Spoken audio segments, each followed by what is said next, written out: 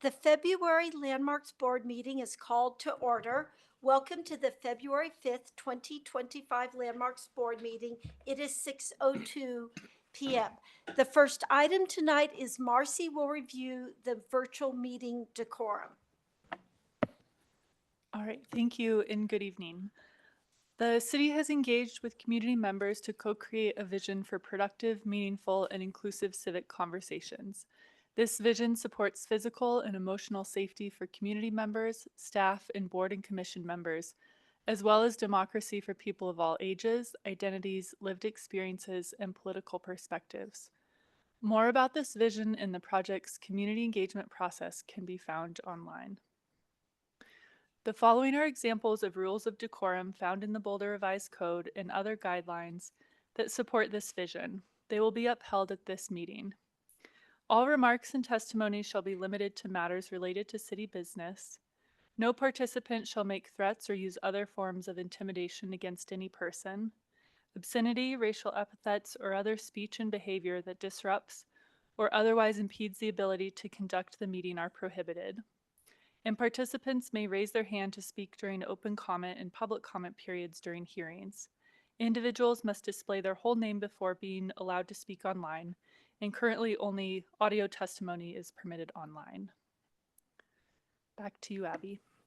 Thank you, Marcy. I do want to acknowledge that we have a quorum this evening, and we have one more board member who's just a moment or two away from joining us up here. A recording of this meeting will be available in the archives and on YouTube within 28 days of this meeting. We'll do a real quick roll call and introductions of the three of us already here. Ronnie Pelucio, Landmarks Board Member. John Decker, Landmarks Board Member. And I'm Abby Daniels, the current chair of the board. We know that there may be people here tonight who are participating either in person or virtually that may have strong emotions about a particular topic. We want to hear from you, but we have found it more productive if you're speaking to persuade us rather than berating us, staff, or the applicant. As with regular Landmark board meetings, you may only speak at the appropriate time during the public hearing. Requests to do so outside of those times will be denied. We request that members of the public who are here who wish to speak in person sign up using the sheet that Aubrey has over here, and virtual participants will follow any people in person speaking and will indicate their interest in addressing us tonight by raising their virtual hand. As board chair, I will call for a roll call vote for any motions made this evening. Our first agenda item is the approval of the January 2025 board minutes. Do we have any changes or alterations to them? Seeing or hearing none, I move that we approve those minutes. Do we have a second? I'll second. So on a motion by myself, seconded by John, we'll take a roll call vote. John? Aye. Ronnie? Aye. And I vote aye. So the minute meetings are passed. And Chelsea, who will be joining us soon, did not attend that meeting.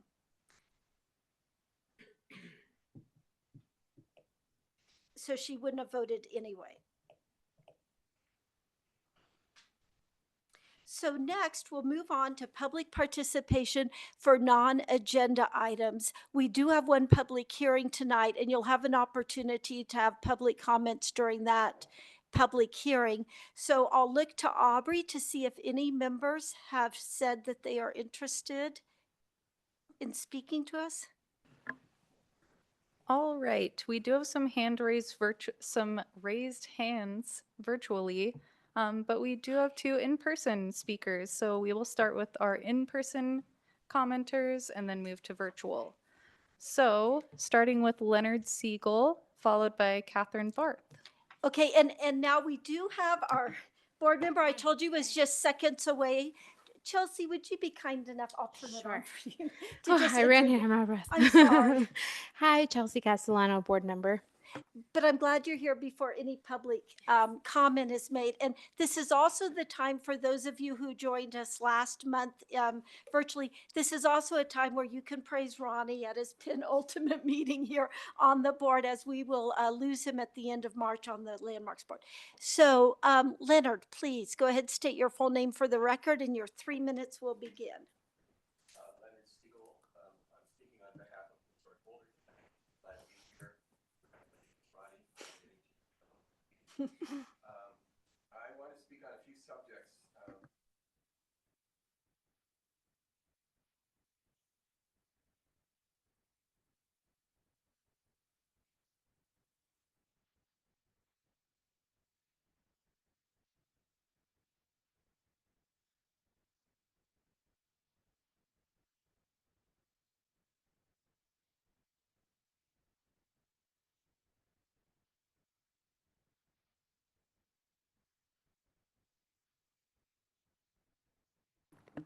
Sorry. Okay. Now you can hear me. And so Historic Boulder just is very sympathetic to the historic district and would urge that you all try to press upon the city manager and planning director to enforce the penalties to their fullest extent to try to get some action on that project. In particular, concern is when the work was stopped, there are gaps around the windows and at the roof line. And so the house is open to the weather. And the owner doesn't seem to be very sympathetic about sealing it up. So whatever you can do, that'll be great. And also, as you're moving into updating the preservation plan this year, please consider increasing the penalties for breaking the preservation laws. And I think you may be seeing more of that coming along with a family-friendly upzoning. And I spoke to City Council on that. I think there are certainly going to be more demolition permits requested as a result of that upzoning because the target, intended or unintended, is small houses, oftentimes historic, small, older properties on large lots. And I would urge the planning director to hire more preservation staff as we anticipate more an increase in the demands on the staff for demolitions. Just two last things. I wanted to congratulate the preservation planners, Marcy and Claire, who spoke wonderfully at an education session at the CPI conference on intangible heritage. And we hope that the historic legacy of the Civic Center is included even more so in the designs for that area. I think we could have a greater appreciation of the intangible heritage in that site now more than ever in the designs. And then the last thing is just a little commercial for Historic Boulder.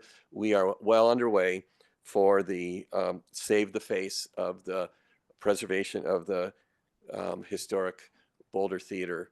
And we just wanted to thank you for your expressive support and spreading the word to the community to continue to help Historic Boulder and the Boulder Theater restore the facade of that Art Deco palace. Thank you. Thank you, Leonard.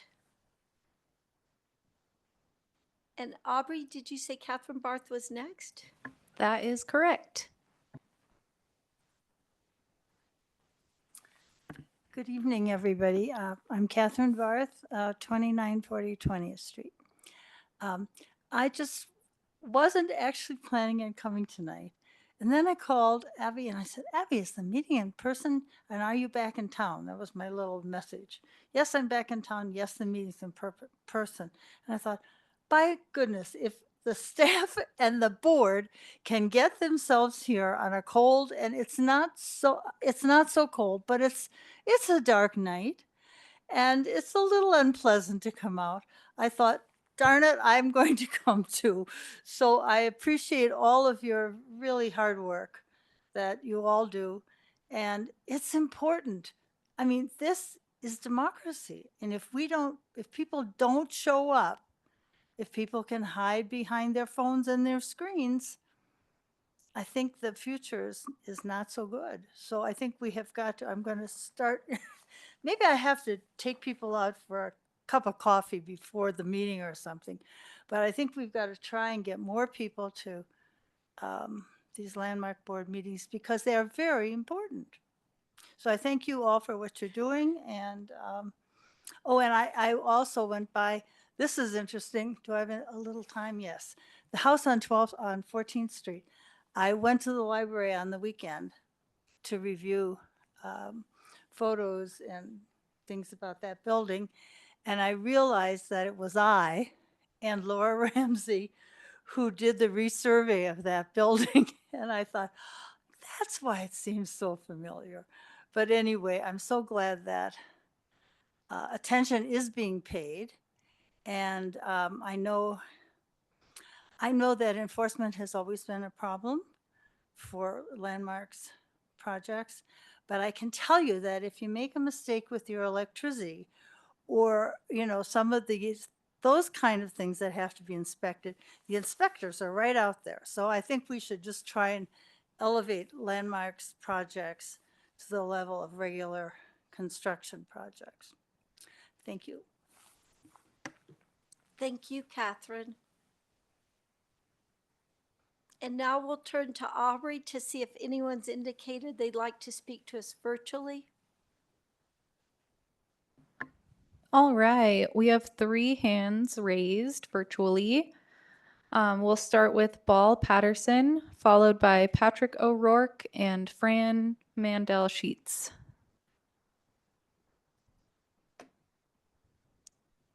So, Ball, you should be able to speak now. Let's do an Thank audio you. check. Great. My name is Val Patterson. Val, sorry That- about That's fine. Happens every day. I am here representing St. Aidan's Episcopal Church at 2425 Colorado. Don't have a presentation to make. We've done that quite a few times for your folks. I am simply here to express our admiration for your process and hard work and answer questions if you have any. Thank you.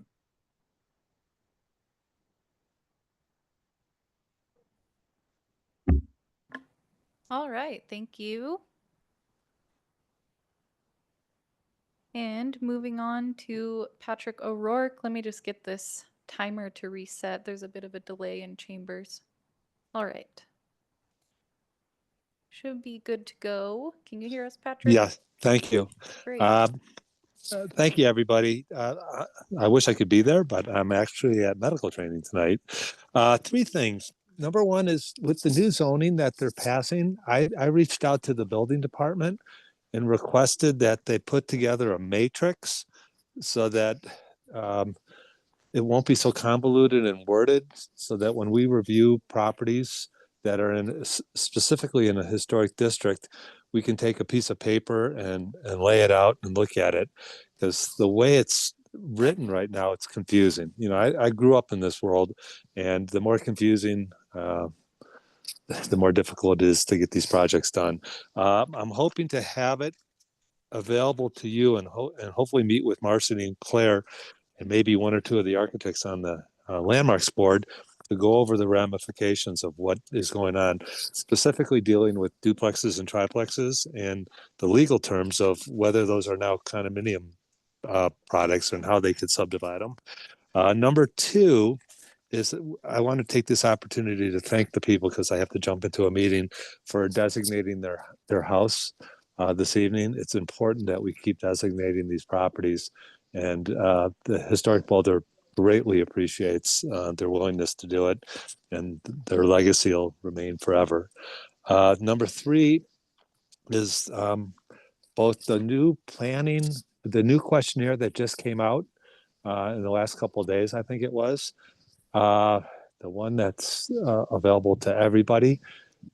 Preservation wasn't even noted in the questionnaire. I sent it out to my board last night, and I'll send it out to the landmarks board.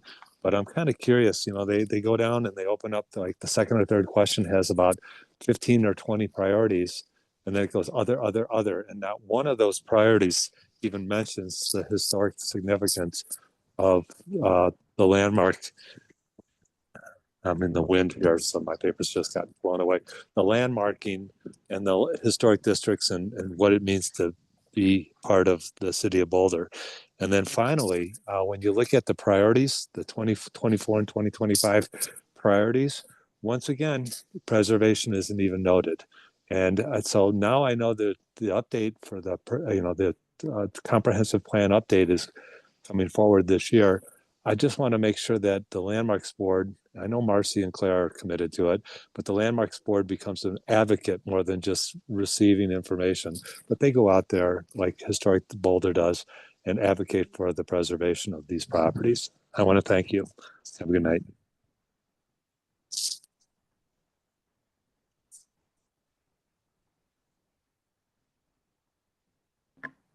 All right, thank you, Patrick.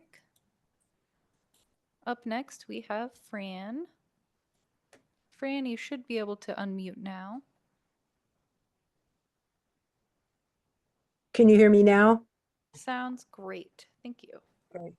I am in Hawaii, believe it or not, and my connection is tenuous at best here. I wrote you guys a letter. I'm really concerned about the ongoing destruction at 812 14th Street. I think it's a really, really big deal, not only for this house, but for the current and future of historic preservation in Boulder. This board and staff needs to step up to support the neighborhood in this enforcement process. I know everyone says that we're not in charge of enforcement, but we need to make sure the process is followed and that there's a good outcome. It's my fear that the entire program will suffer far into the future if we don't. The University Place Historic District was created on the heels of the Highland Lawn District, and as one of the principal neighbors who worked to designate the Highland Lawn District, it took us 2 attempts and a decade in order to gain a designation, and because we didn't have the support or know-how or to educate our neighbors and to really truly discuss the issues that some of the opposing neighbors were bringing up. Most of my neighbors realized the beauty of our homes and neighborhood and wanted to preserve not only the historic value of the houses, but the neighborhood and the environment, the livability and the spirit of what our neighborhood represented. What finally mobilized a few people who were withholding their support, they thought that designation would impinge on their personal rights, and they thought that it would lower their property values. And what finally kicked in our process, the success of our process, I think, was the demolition application of one of the houses on the block. No one wanted that to happen.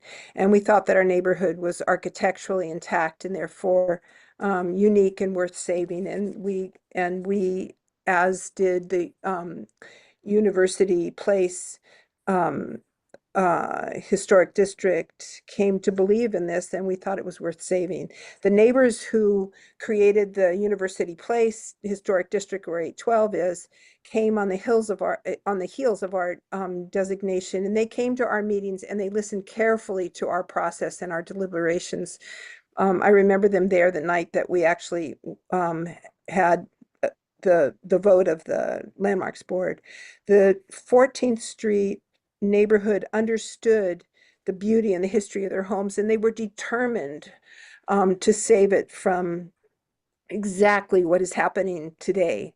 And what took Highland Lawn years to process, the university took 1 year to accomplish.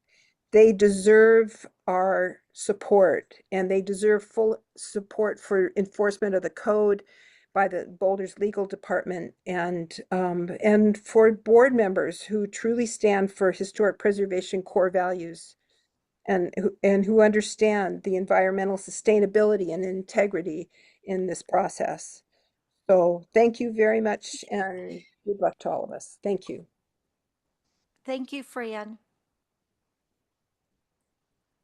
And Aubrey, have any more individuals indicated they'd like to address us this evening? Not yet, but let's give it a couple seconds, Abby. If anyone else would like to speak, just raise your hand and we'll unmute you.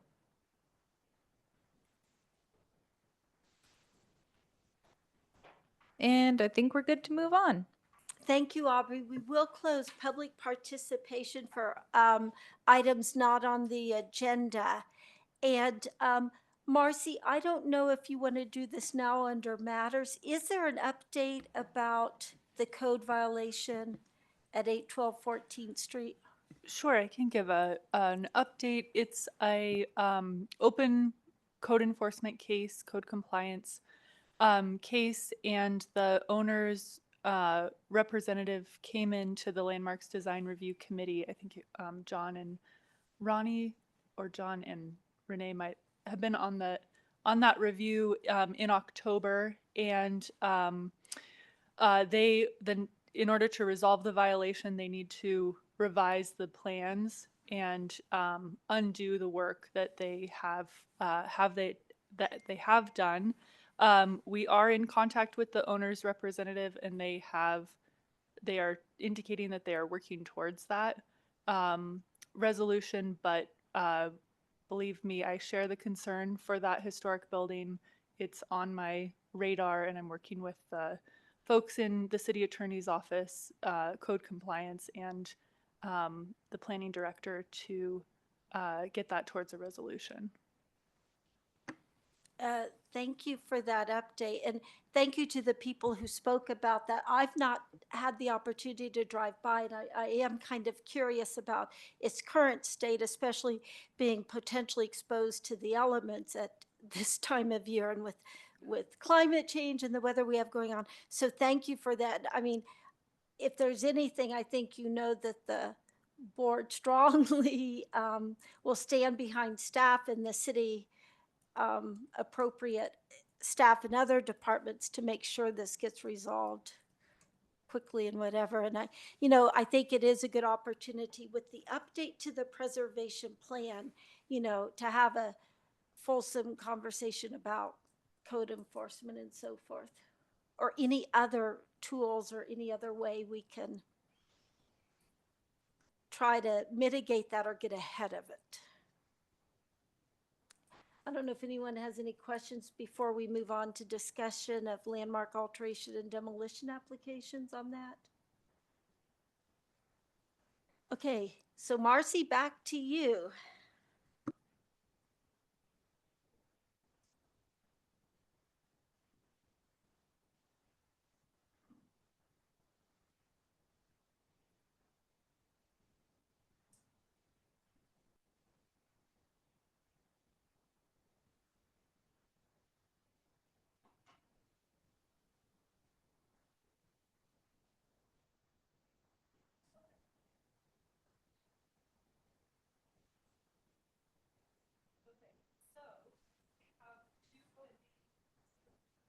Sorry, thank you.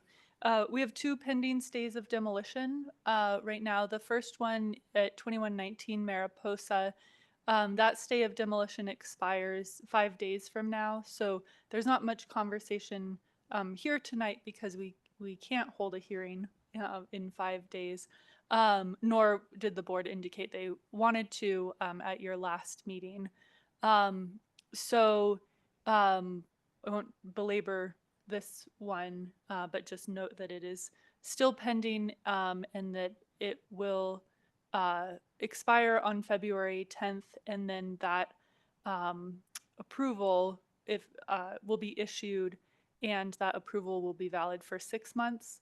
Any new demos coming in 2025 and beyond, those approvals are valid for 1 year, but anything from last year is still good for 6 months. Is there any other conversation on this one? I think we covered it last month. Okay.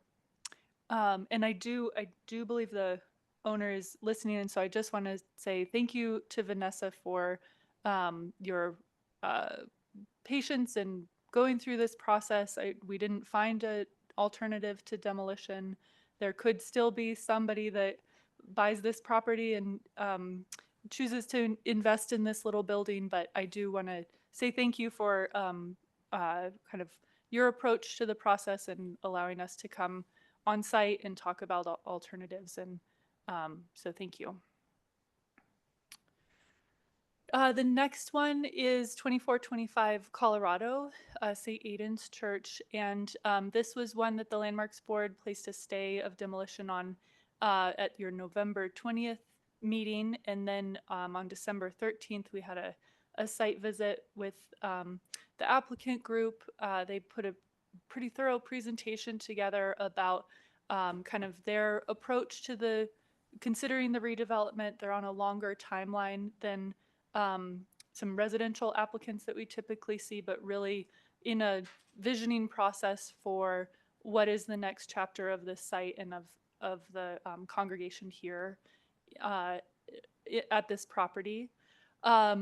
Last meeting, we, let's see, in January, we did a short update for the stay, but the main thing was that we had a meeting set up with the planning director and the development review manager to go kind of over the bigger policy questions that had come up from the applicants and at that December 13th meeting. And so I think, you know, it's things talking about rezoning where it's currently RL1. The vision is to do something that serves more than, you know, 5 to 8 single family homes. And so the path there is to kind of be involved in the Boulder Valley Comprehensive Plan update. And there's a rezoning land use kind of component to that process that's outside of our preservation process, but would help answer kind of those larger land use questions there. So I think the Landmarks Board members last time voiced kind of agreement to having another meeting with the applicants if the applicants are willing. I know the applicants are working with a lot of people and being conscious of their budget, and I share the value of not meeting unless it's going to be productive and a good use of time. So I haven't had a chance to reach out to the applicants since the development review meeting. At that point, it sounded like they were still going to go back, talk, and then decide whether another meeting with the Landmarks Board would be helpful. So that will be on my to-do list following this meeting, is to reach back out and just confirm that the Landmarks Board is still available and willing. And then if needed, we'll put together another site visit. Tonight is a scheduling decision because the stay of demolition expires March 19th. So there's just one regularly scheduled meeting between tonight and the end of the stay, which would be the March 5th meeting. And so there is time within that to schedule a special hearing. But as you all know, those if we can fit it on a regular agenda, it's much preferred from a logistics standpoint and also just volunteer time standpoint. So the question in front of you tonight is, would you all like to schedule a hearing on March 5th, which would give you the ability to take action on this application either by proactively lifting the stay of demolition and approving the demolition, or holding a hearing to consider initiation of landmark designation, which then begins the designation process if passed. So the question in front of you tonight is a scheduling one, whether or not you'd like to add something to your March 5th agenda. And you're thinking and hoping that if we schedule something for the March 5th regular meeting, we can have a meeting with the applicants in the next month before that. If they're interested in and if would find that productive, we would put that together before the March 5th meeting. Can I ask what remaining questions we feel like we need to have answered in another meeting? I feel like it was very comprehensive, the meeting that we had. Well, I'm just maybe for Sure, my that fellow might be board for your members. fellow board members. Yeah, I think that'd be helpful to have now before you go ahead and try to schedule something. Like if we feel like we need another meeting. I don't Oh. personally feel like I need another meeting. The way it was left was they were very interested in an extension meeting. In other words, another meeting to talk about, I guess, visioning the future of the site as much as anything, which is outside of our direct purview. But I felt like we left that door open when we were there December 13th, and that it could be useful to talk further about possible ways the resource of this church could be saved or partially preserved, or other approaches. So I think personally, I think it would be useful to have another meeting.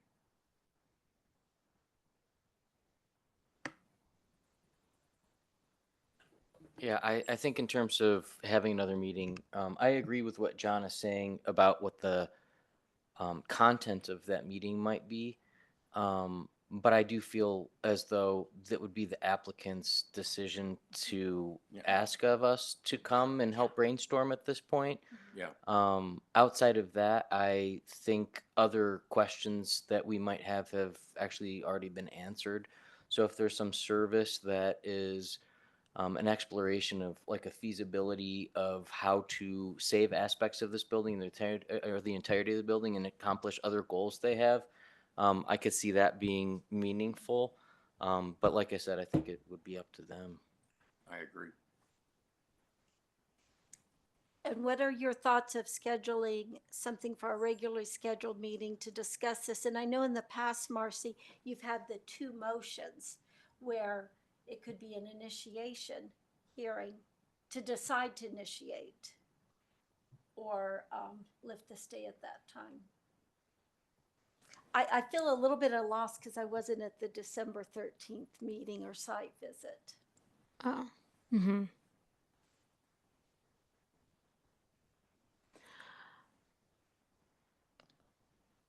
I mean, I guess what would we wouldn't know anything then that we don't know now, right? I mean, or it would just be more of a bigger, we would just get another full presentation, or It would be the opportunity to take action. So you could, if it's a demolition approval, then it is expediting that decision because the stay, if the board doesn't take action, the stay expires March 19th. It is your last opportunity to take the alternate action, which is to initiate landmark designation and explore designation of the property. So it's a pretty critical, it's your only opportunity to take action on that. And again, tonight shouldn't be about the merits or what you would or wouldn't vote, but more, do you want the opportunity to vote again on this before the stay expires March 19th? And staff would also provide a report and a position about the appropriateness of the potential decisions. Right, because for the demolition, because Abby's right, we usually frame that in two ways, so you have options.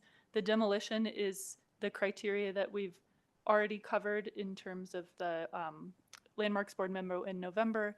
The initiation criteria is 9 things that we've not analyzed that you all haven't discussed. Yeah.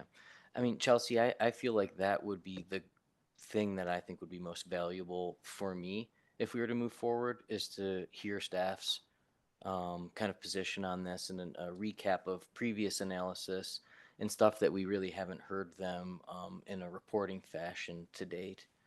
So I could see it valuable for us to hold the meeting. And it lets us take action it also gives an opportunity as a public hearing for the public to weigh in. When we placed the stay on it, I suppose members of the public were welcome to support that during public comment, but it does give a more thorough discussion to make a vote either way. Yeah. So I would support that. And, on that note, just to recap, I'm not sure if there's any additional information that I see is necessary from the applicant at this point, if they're contemplating what to do, unless somebody else thinks differently or staff has some direction of a missing body of information. But I don't think that's necessary for me. Yeah, I agree. We're also there's a lot of processes that have to happen if this site were to be redeveloped, where the imagining of what it could be would have to take place. And even if we were to approve a demolition, it sounds like the process and journey that they are going on is not, they're going to exceed the time limit where that Yeah. is, they're going to have to come back anyway. So there's going to be a lot of time to discuss this property. Yeah. if that's the decision that's made. And I would also just add that while it may not be typically part of our discussion, I think it would be helpful for us to come prepared to that meeting to talk about which aspects of this building are the most valuable portions of this building, knowing that there might be different processes that take place over a long period of time. Not knowing the outcome of the meeting, I think coming with a frame of mind of prioritizing the components that exist for us would be very helpful. And I'm sure staff will do that in their report. And if staff reaches out to the applicants, they might want to meet with us again. And I also respect their decision if they don't have the time between now and then. I would support that, but I'm not going to be at the March 5th meeting. I'm unfortunately going to be flying. Oh, I knew that. Yeah, I had already Could said get that. delayed. No. So does someone want to make a motion? Sure. Do we have motion language or? Let me phone a friend. Okay. Um, okay. Oh, look, here's Chris. Thanks, friend. So I just want to clarify, and good evening, board members. Are you wanting to do an initiation for designation of this property? Is that what you're wanting to do here? Oh, I believe it's that or demolition. Yeah, it's the motion language that gives them the options to say, hold a hearing to either initiate or issue the demolition permit at the next regular board meeting. Okay. I'm going to type it in and then maybe Marcy can put it up on the PowerPoint. Great. Give me a moment.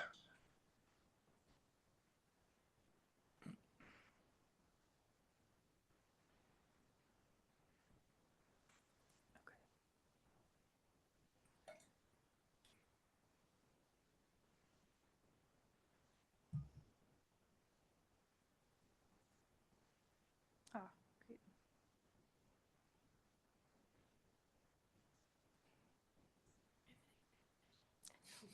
You should go get something. After we vote. Okay. Yeah.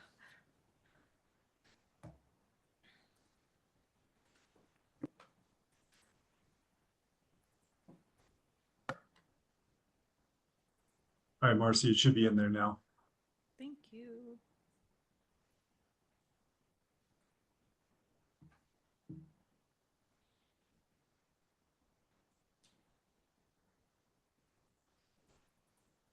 Okay.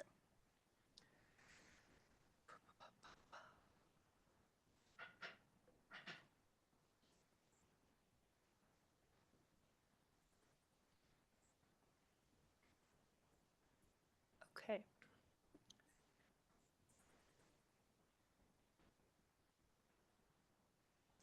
Okay, I move that the Landmarks Board schedule an initiation hearing for 2425 Colorado to consider whether to initiate designation or issue a demolition permit. I second that. So we'll take a roll call vote. Chelsea, Aye. John, Aye. Ronnie, Aye. and I vote aye, so the motion passes unanimously. So thank you, everybody, and thank you to the people here while we worked through that. But I personally am pleased with that outcome. It's another opportunity to engage the public. Sometimes the public isn't aware that a building in their neighborhood, whether it's a residence or a public building, might be up for demolition until this meeting is scheduled and signs are posted and notices are placed accordingly to our ordinance. So I'm pleased this is going to happen in March. So we will move on to agenda item 5A, which is a public hearing and consideration of an application to designate the property at 658 Pleasant Street as an individual landmark pursuant to section 9115 of the Boulder Revised Code 1981 and under the procedures prescribed by chapter 1-3 of the quasi judicial hearings, also the Boulder Revised Code 1981. And Marcy will be doing this presentation. Thank you. And before I begin, Aubrey, do you have a way to project the slides from your computer? The answer may be no. Yes, you'll just have to say next slide to me. Great. And I need to pull up the PowerPoint. It'll just take a moment. Thank you. Otherwise, I don't have my notes, and you all will enjoy this more if I have my notes. Oh, I have the PowerPoint pulled up. Fantastic. Okay.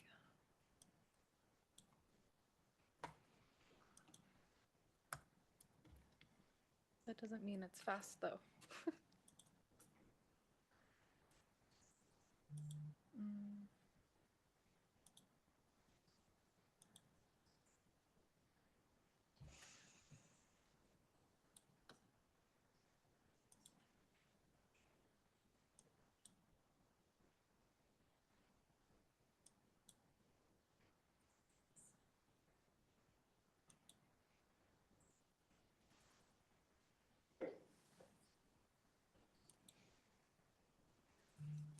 All right, thank you for bearing with us.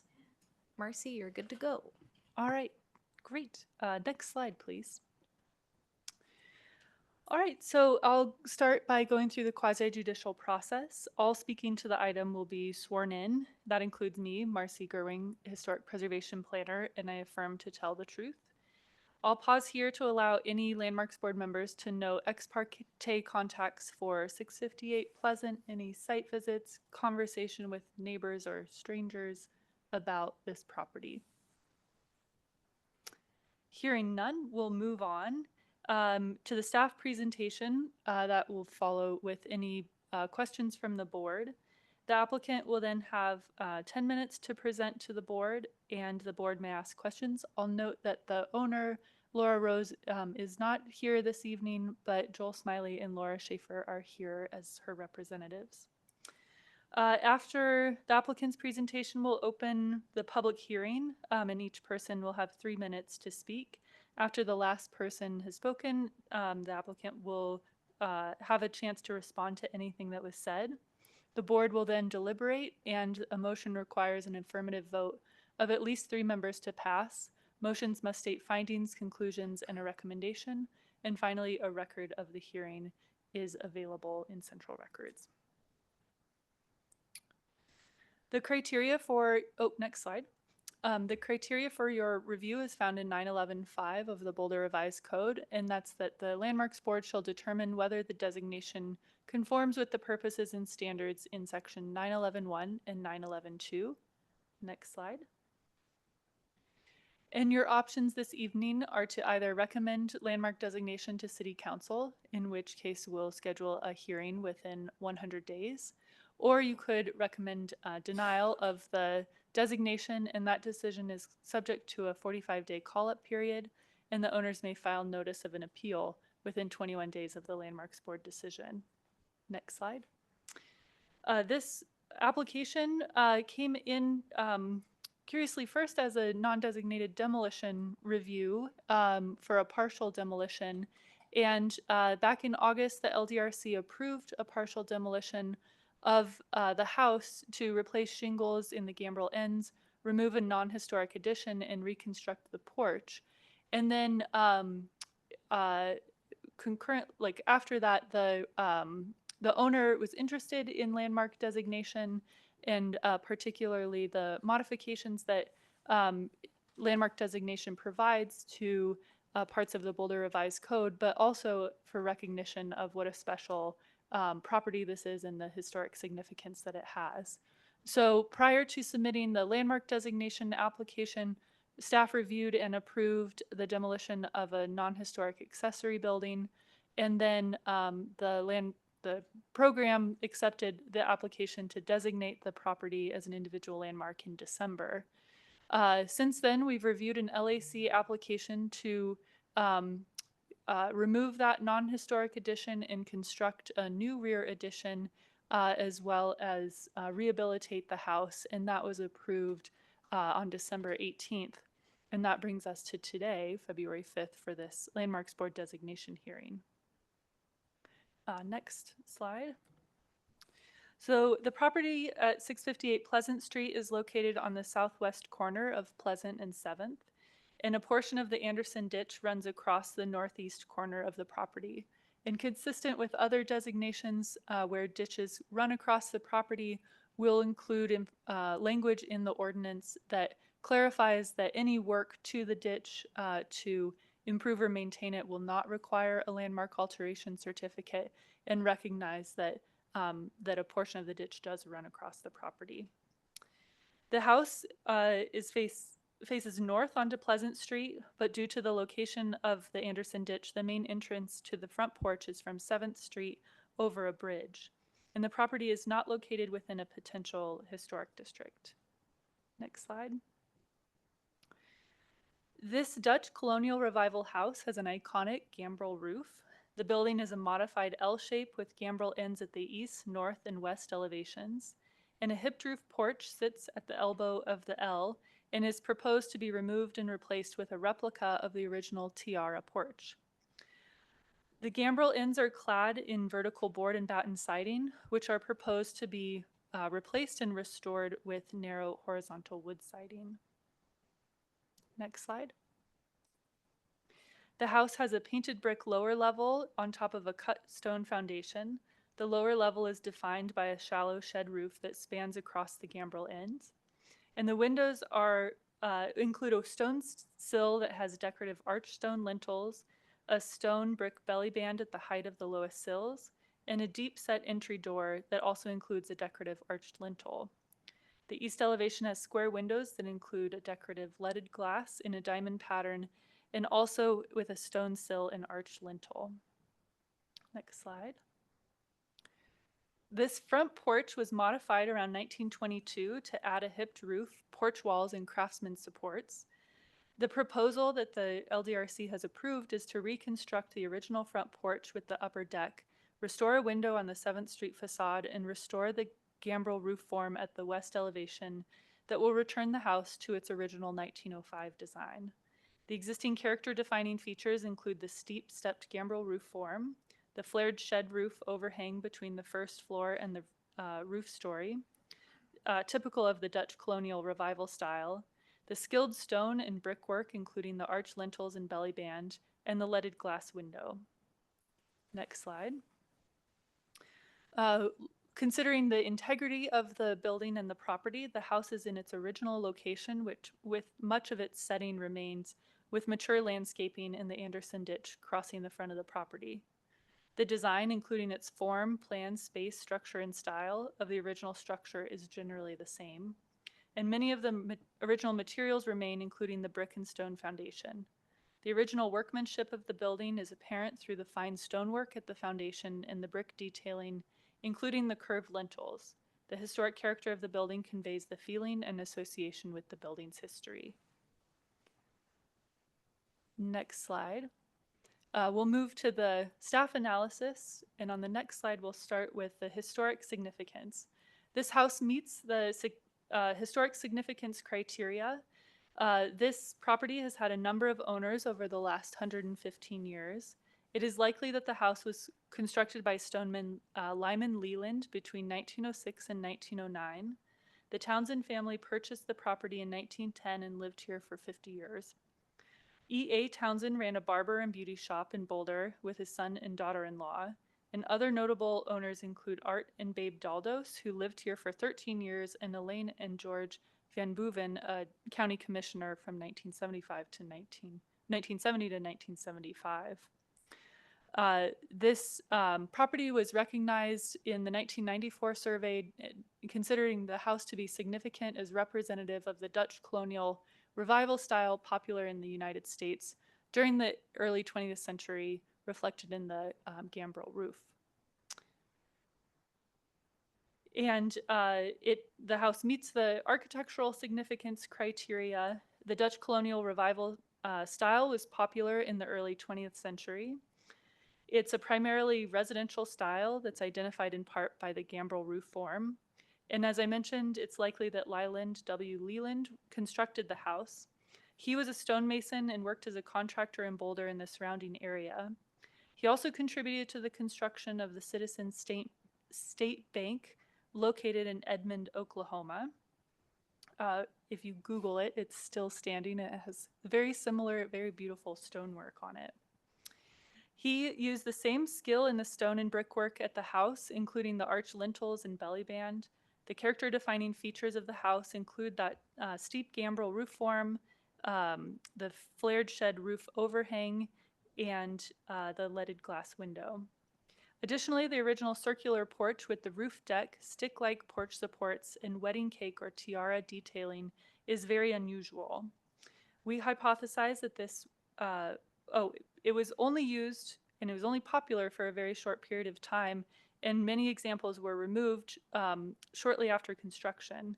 This is likely because with the technology at the time, at the turn of the century, it was likely difficult to engineer and not end up with leaks. One porch that has survived at the Gardner Sander House at 1904 Mapleton still exists today and originally took 3 to 5 years to bend the wood sufficiently into the semicircular shape. They, for that project, used boat building methods, and the porch had been restored based on historic images because of difficulties of maintenance of the original porch. The next slide goes into the environmental significance. As I mentioned, the Anderson Ditch crosses the front of the property, creating a unique and unusual site with a bridge to access the main entrance. And the ditch was constructed in the early 1860s and continues to be privately owned. Even though the lot is heavily vegetated, the building is a familiar visual landmark within the neighborhood as it sits on the corner. The restoration of the striking front tiara porch will make it even more prominent. So with that, staff recommends on the next slide that the Landmarks Board recommend to City Council that it designate the property at 658 Pleasant Street as a local historic landmark to be known as the Tiara House, and adopt the staff memorandum as findings of the board. On the next slide, we have the proposed name of the house as the Tiara House. The criteria for naming landmarks gives the board a couple different options. Traditionally, it's a first owner or a long-term owner, but it also provides the opportunity to recognize these unique architectural characteristics that really make a house stand out, kind of like the Castle House. There's one called the Craftsman House, which might be a little too generic. But you do have the ability to name it, for something, a feature of the house. And the plaque would read, "The house was designed in the Dutch colonial revival style, popular in the early 20th century, and includes the iconic gambrel roof. It is named the Tiara House for the unique porch and roof deck that was original to the building, removed in the 1920s and reconstructed a century later." And the next slide shows the proposed landmark boundary, which would encompass the property, following the property lines, and the rear accessory building shown on this map is proposed for removal, so that would not be part of the designation. With that, I am happy to answer any questions that the board may have. I had a question. Could you just recap how the designation and the improvement to the tiara relate? Yes. So the LDRC approved the reconstruction of that tiara porch in December. It is not yet built, but there are plans to reconstruct it. It is a little bit of a risk to name it after something that doesn't exist at the moment of designation. However, I think it's a low risk, and it is something that was there historically. So does that answer your question? Yeah, that answers it. It was exactly that kind of procedural answer I was looking for. Thanks. Yeah. Yes. And I think if and I think this is a low chance, but if the reconstruction of that front tiara porch didn't happen or was delayed, we could get creative and put a historic photo next to the plaque, and maybe not cast it in bronze to say that it was reconstructed until it is. But we could get creative with that, but it wouldn't change our recommendation about the name of the house.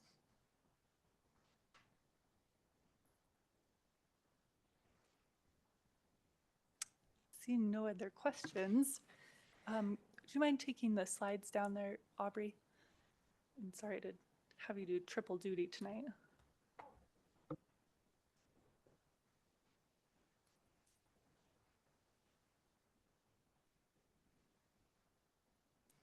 So I know the owner is not here this evening, and Joel and Laura, I don't know if you were going to make a presentation. We'd love to hear from both of you or either of you, or if you're here to answer questions if the board has any.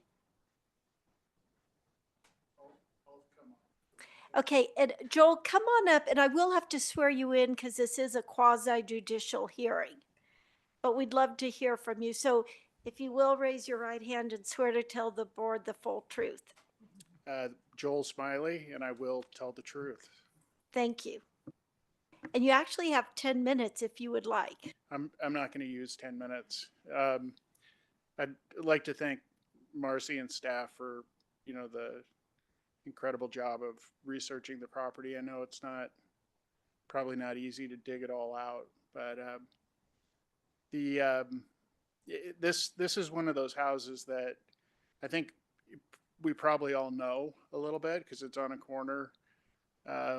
It has a really compelling little Zen view as you walk up. When you look under the bridge that spans the ditch.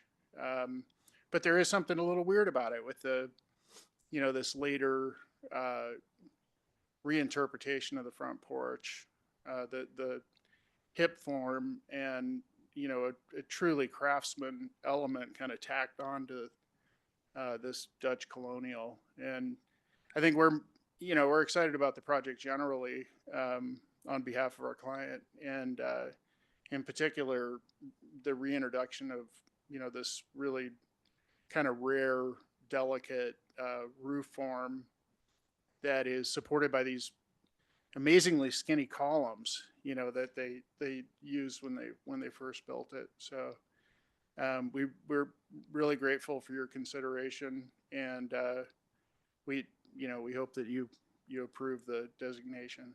So yeah, thank you. Thank you. And Laura, I don't know if you have anything to add. And in this process that we do come back to you and give you additional minutes if there's anything you'd like to add after public comment. So thank you, Joel. Does anyone have questions of Joel before we turn to the public? Actually, I do. I'm curious, just as a builder, how you will accomplish the curved element in the porch and the columns. So I think we'll probably use. I presume the original ones were steel of some sort, probably cast. That's what I figured. So those will likely be a steel column, and then will be bend-in plywood. So, probably 1/4-inch plywood, in our shop. We'll scribe the radius and set up a jig and just start layering it up like a boat. Mm-hmm. Yeah. Cool. Thank you. We'll roll it into town. Yeah, roll know. it in. Yeah. Any other questions? Okay, I don't see any at this point, so we will turn to public comment. Aubrey, have people here in person indicated they'd like to speak to this? We do have 2 in-person signups. We'll start with Catherine Barth and then Leonard Siegel. And Catherine, you know I'm going to ask you to swear to tell us the truth for this hearing. I will tell you the truth. I know you will. You probably surveyed this house, but okay.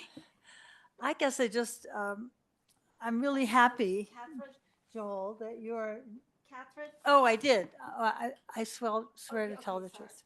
I missed it. I'm happy, Joel, that you're involved with this project, because I think it's a little complicated, and how much fun. And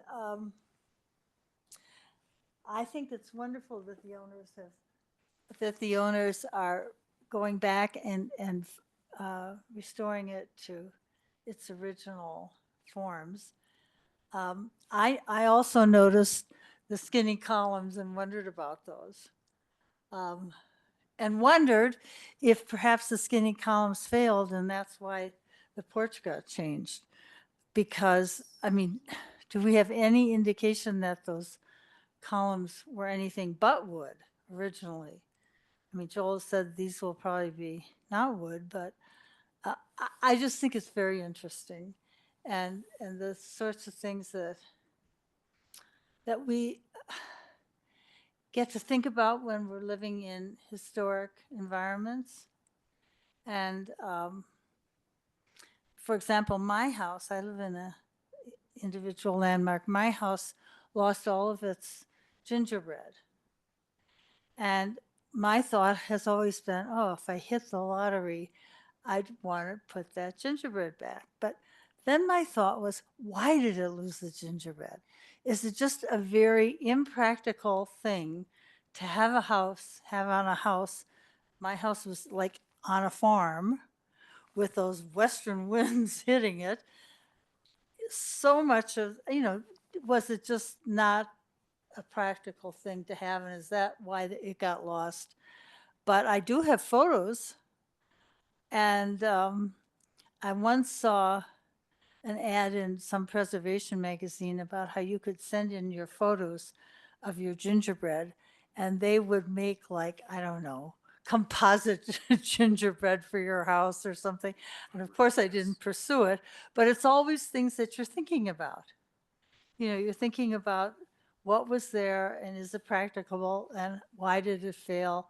And anyway, but I think it's remarkable and wonderful that this house is being brought up to be an individual landmark, and the owners, I'm sure, will enjoy their environment as much as I enjoy mine.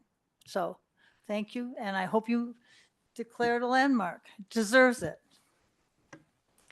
Thank you, Catherine.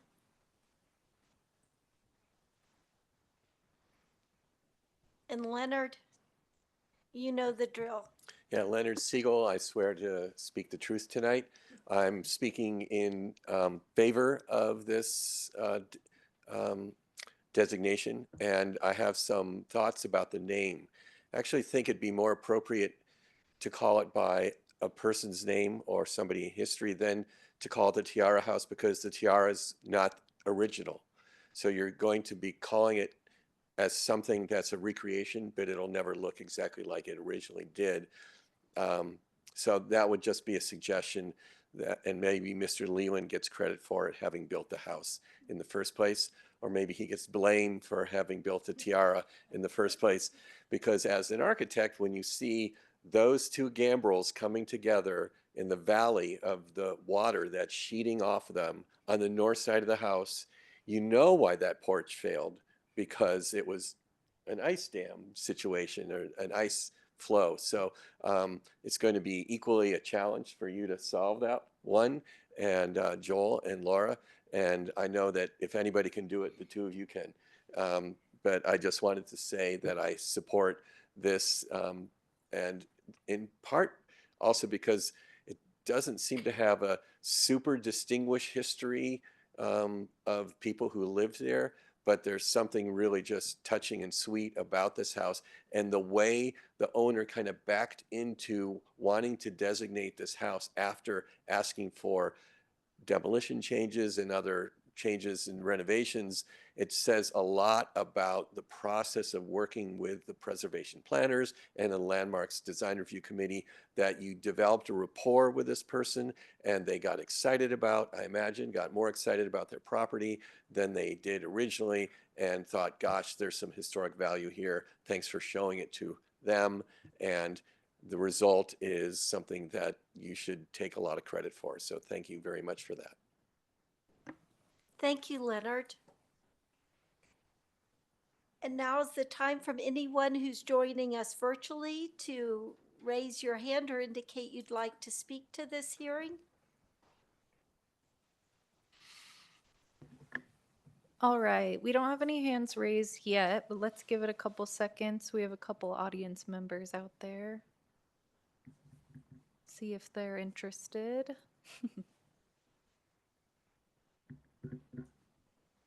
And it looks like we have 0 bites. So we're good to move on, Abby. Okay, thank you for that, Aubrey. We will close public comment for agenda item 5A. And again, just as part of our process, Joel or Laura, there is an additional 3 minutes if there's anything you'd like to add at this time. Otherwise, I think we'd all be delighted to jump into deliberations. But if you have nothing to add, I don't know if one of my colleagues would like to kick this conversation off.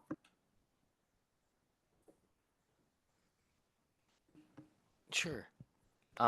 Yeah, I mean, I think that this is a wonderful house and definitely rises to the merit of designation.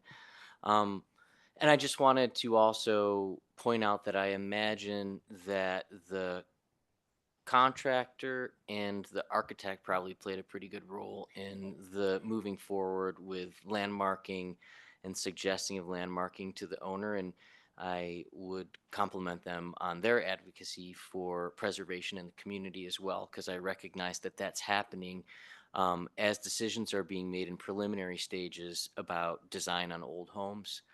I think that this is a wonderful old building, and it has a really interesting character. Not only the restoration or recreation of the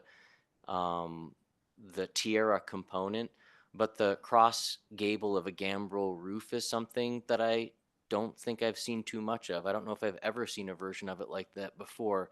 Porch aside, I think that that's a pretty unique feature. I do think that this is a very recognizable house. I think it's sited on the lot, and it has an approach to the home that makes it something that is very visible from the public realm.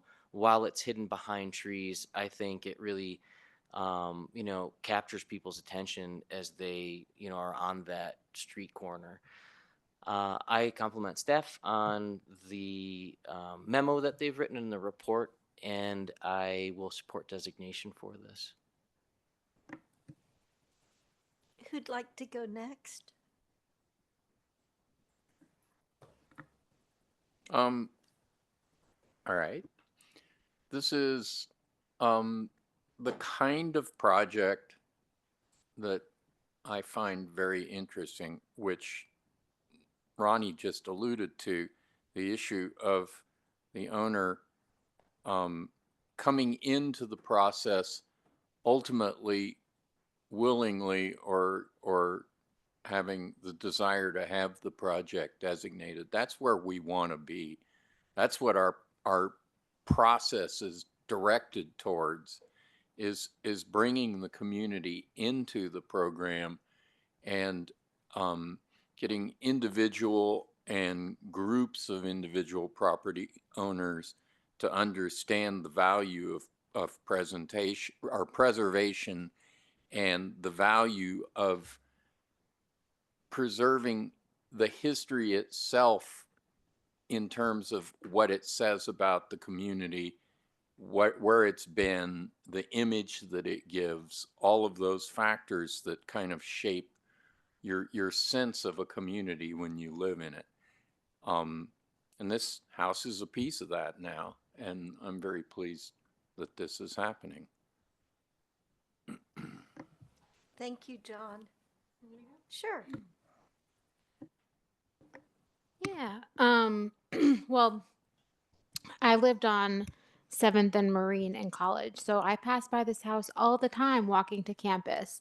And I think the work that you all are planning to do to restore it to its former glory is really admirable, and I think is going to add a lot to the public sphere of people. There's a lot of people walking in this neighborhood in particular, and I think it just adds a lot of charm and character. And um, although these are sort of separate things, I think to be able to celebrate this home as a landmark and to bring it back to its original form is something that we are going to celebrate here. So thank you. So I guess I could echo all of my colleagues' comments. I think this is just such a delightful, wonderful house because it is so unique. I think its uniqueness is what really makes it such a fun thing to support, recommending to City Council that they designate it. And I just think that, Joel, you said something that really solved a puzzle for me because I couldn't quite figure out the current porch with the Dutch Gabriel is. And you hit the nail on the head by saying it's craftsman-like elements on a house that was built prior to that. And so that's what I could see kind of baffled me. But I think this is charming. I think it already is such an iconic house, as Chelsea said, that people walk by or bike by. And so I think it's a great way it did come into the program. I think we're very fortunate that it's in your hands for both of you to be taking on this work. And I also think I kind of like the name Tiara House. I can't remember for the life of me if the Octagon House is also landmarked as the Octagon House here in Boulder. And so I think sometimes that's fun.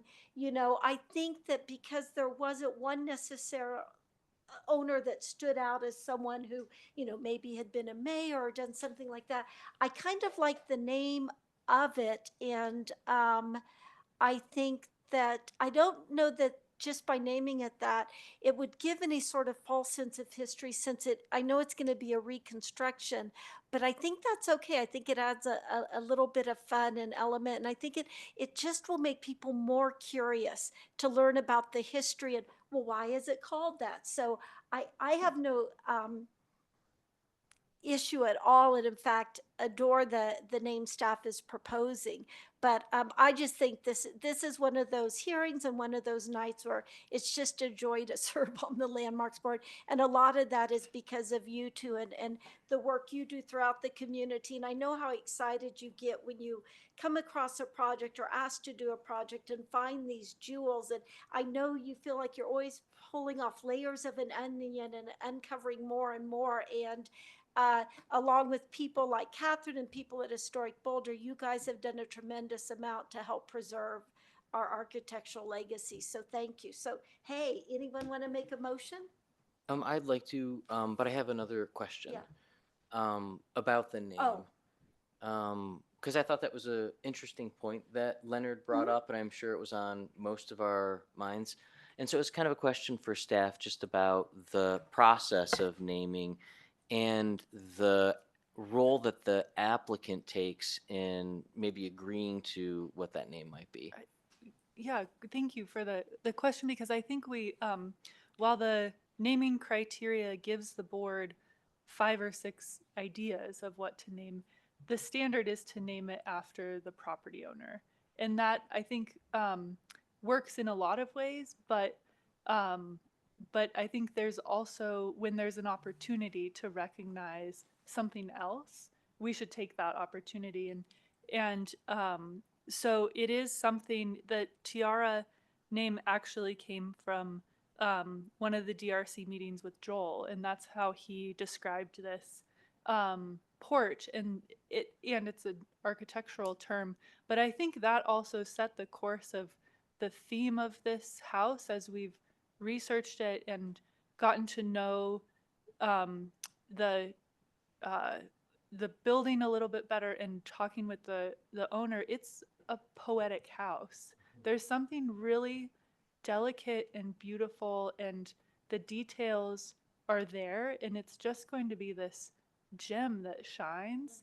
And there's not a porch exactly like this in the city. In the memo, what was great is Claire found all the other round porches that had ever been in Boulder. Probably not an exhaustive list. There were like 5. Now there's maybe 2, and now there will be a 3rd one. And so I do think that in this instance, in this opportunity, and it is a name that the owner really resonated with her and supported, it's the one we would strongly recommend. I would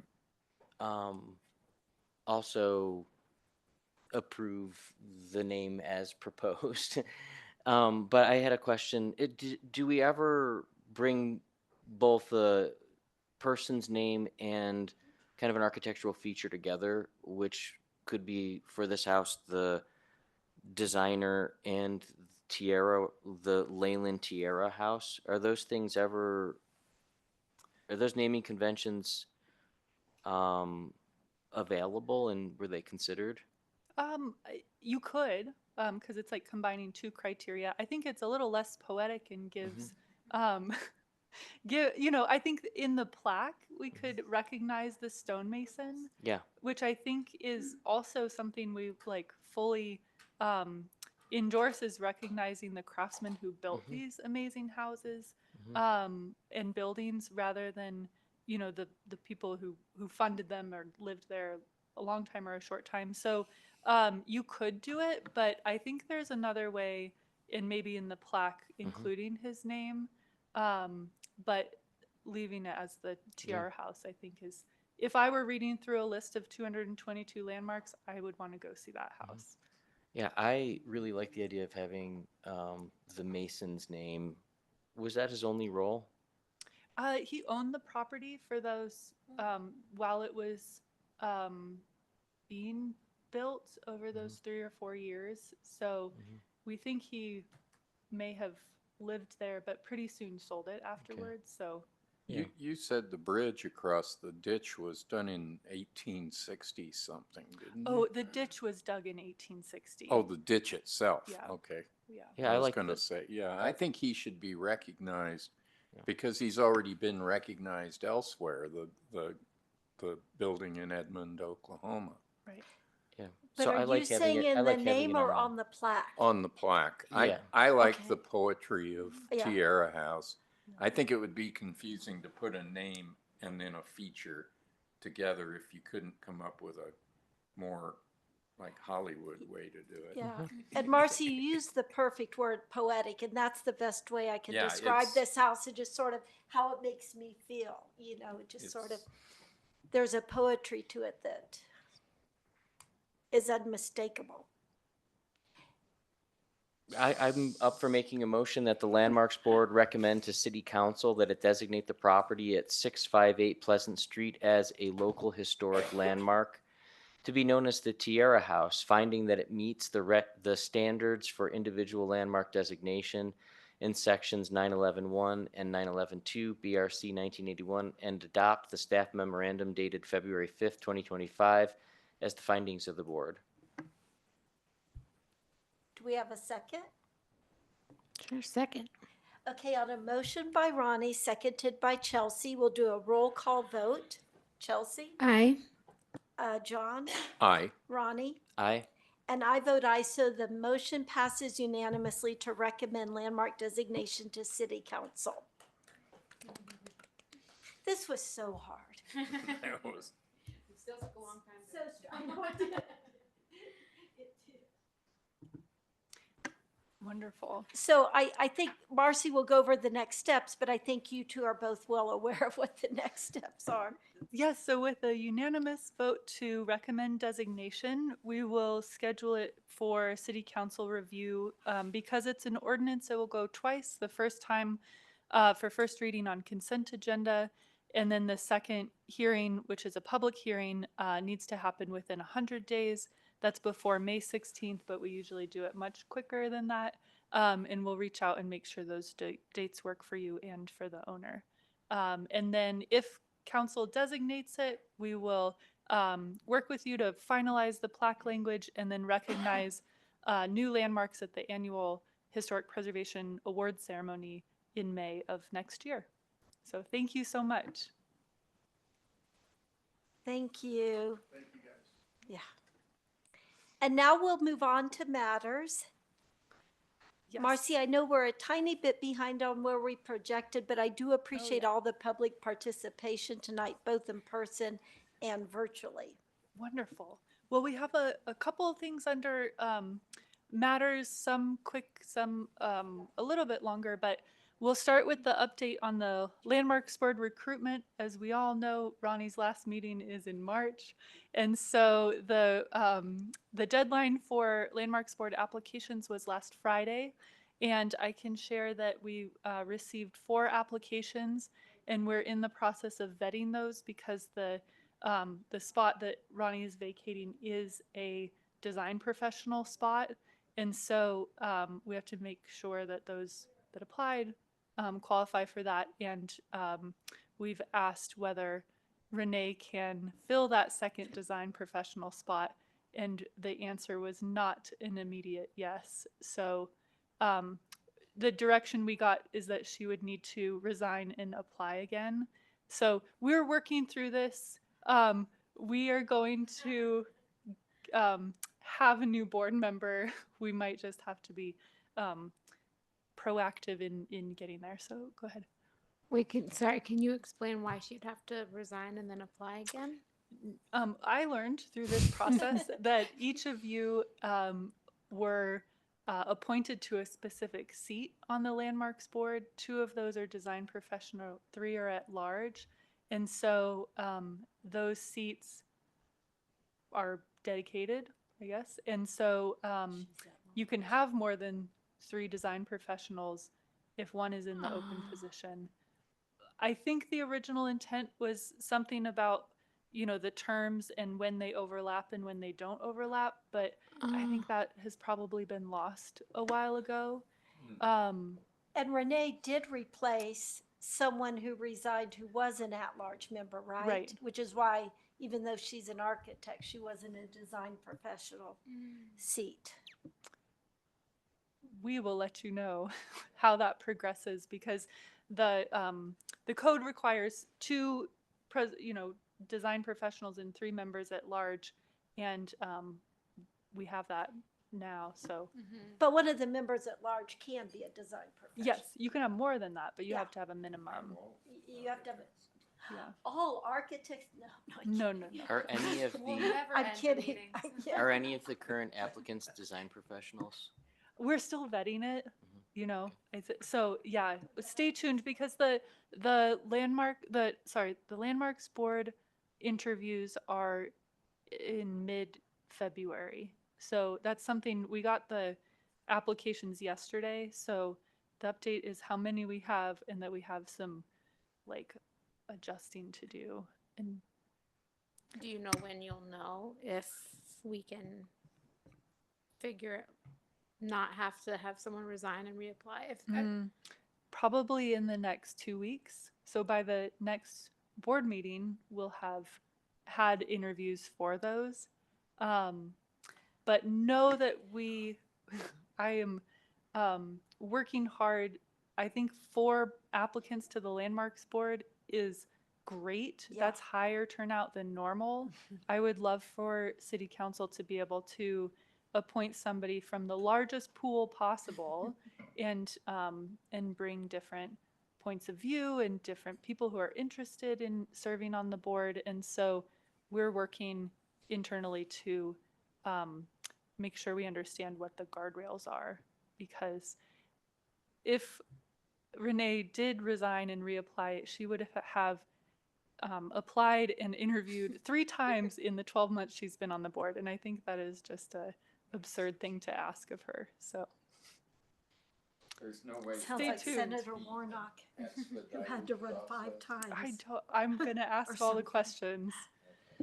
Yeah. Yeah. Yes. Okay.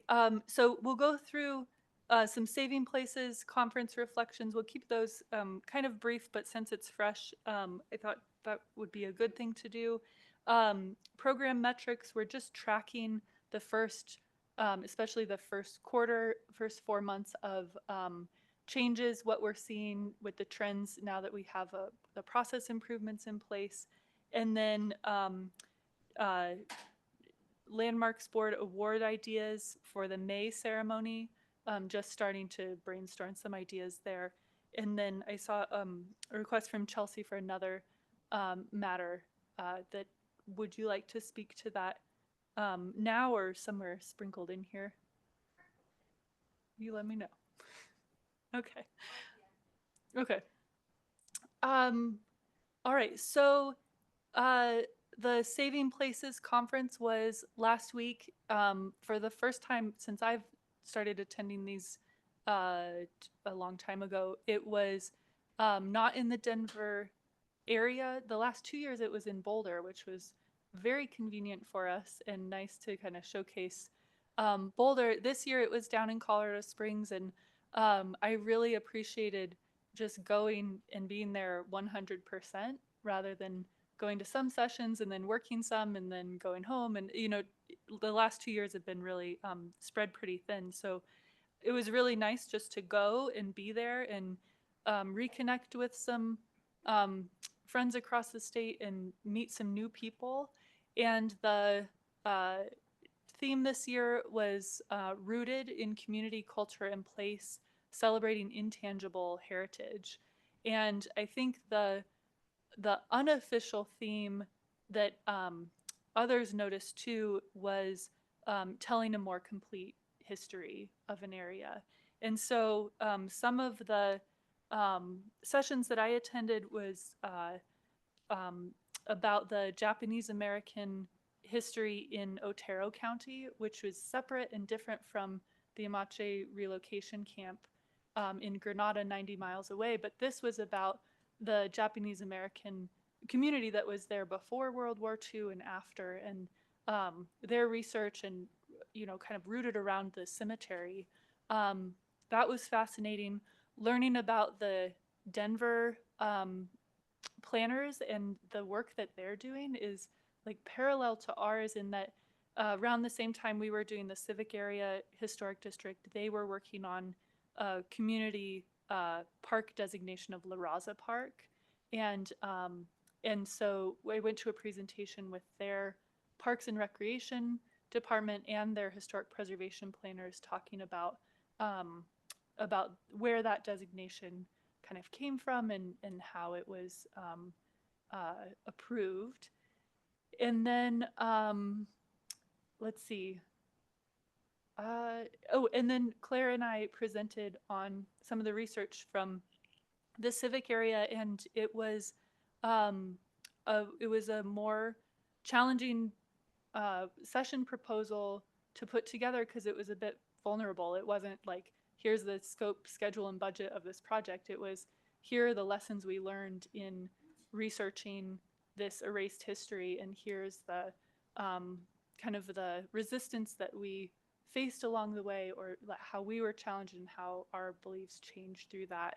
And so playing out the worst case scenario, I thought we would end and there'd be crickets and everybody would leave and be like, what are you doing? But there were so many questions. It was clear that it made an impact on a lot of the people there, and the questions were really interesting, and people followed up through the rest of the conference wanting to know more about it.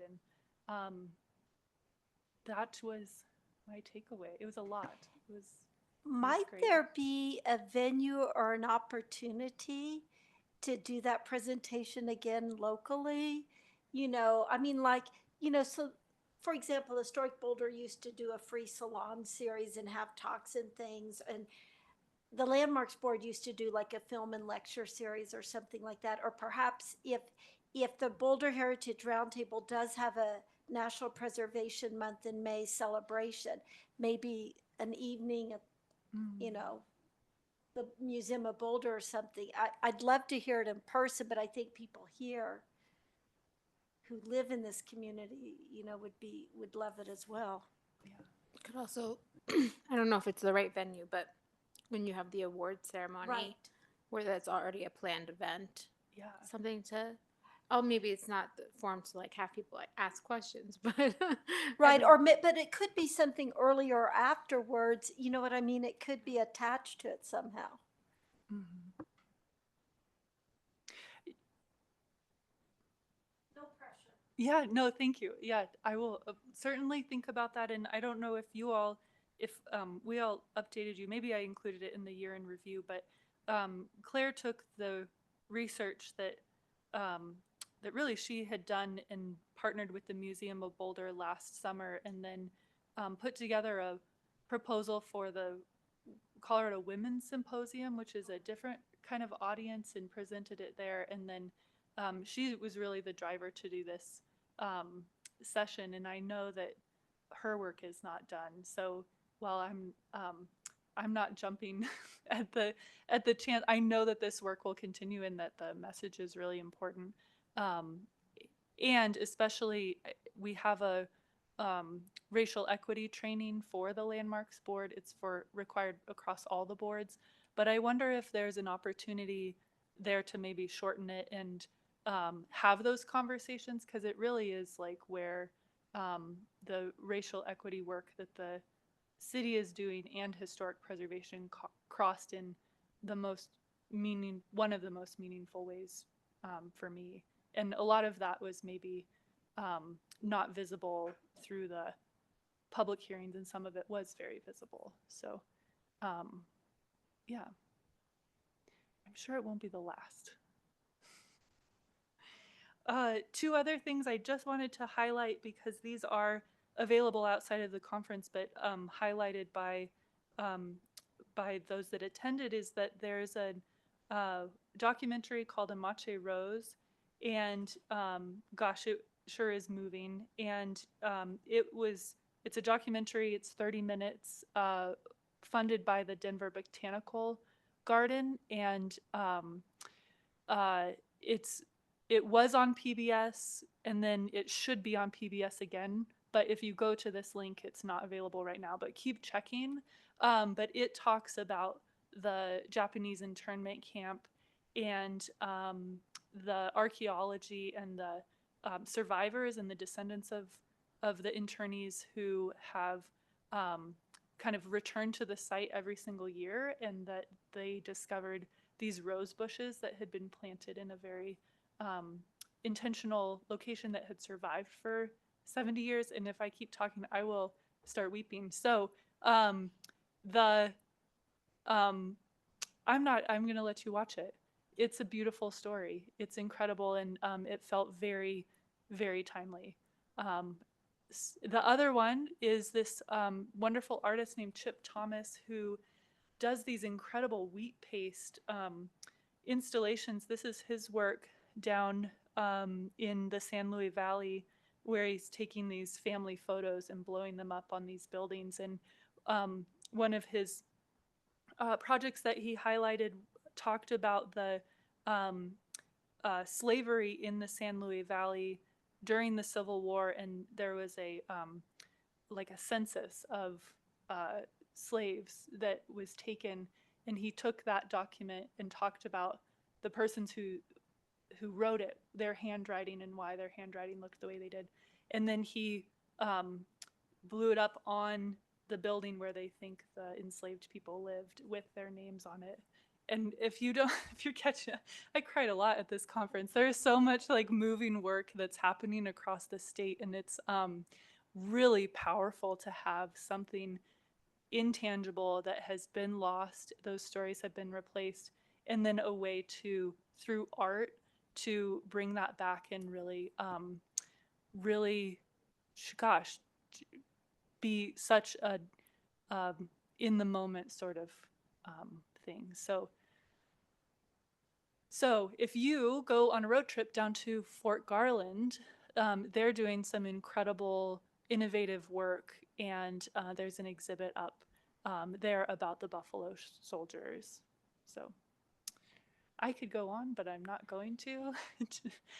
John, I think you attended and Aubrey attended as well. If there's anything that stood out to you or that you learned or that you'd like to share, please do. You seem ready. Well, I just want to say that Marcy's presentation was phenomenal, and Claire's.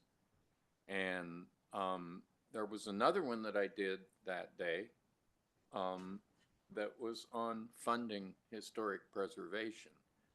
And it was addressing funding issues around a specific project. I can't remember where it was, but it was talking about the dearth of funding and the fact that so many other, that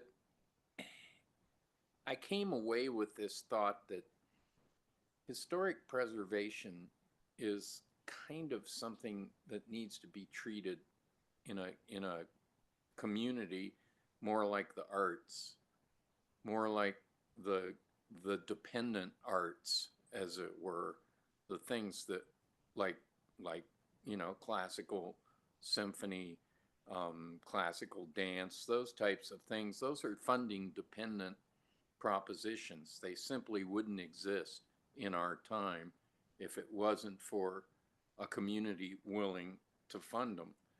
And this was my own kind of conclusion that I drew from listening to this, is that strategically, that maybe the strategy of preservation in the face of everything that's happening right now in the world needs to be changed to something more like that, that it's something a community undertakes the same way a community undertakes to have a performing arts center or similar. And of course, some communities have approached it that way. Charleston comes to mind, and other southern areas. And in others, it's supported by a whole nother level of government, like St. Augustine, Florida, because of its significance to the whole original settlement and so on. Nobody questions that money needs to go into preservation of some of those things. It's something that I think we need to discuss, especially going forward with this plan.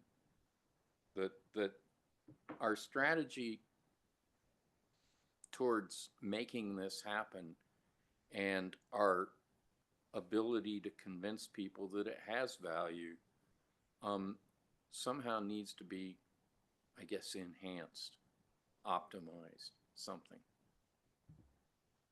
So I got that from that other presentation.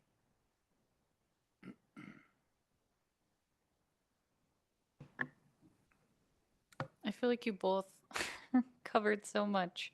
What I have to say about the conference is I love going to the conference every year because it's like we all get to be philosophers for a couple days instead of like cogs in the machine, and we get brought back to like the theory and the heart behind preservation instead of like the business processes that dominate mine and Marcy's lives.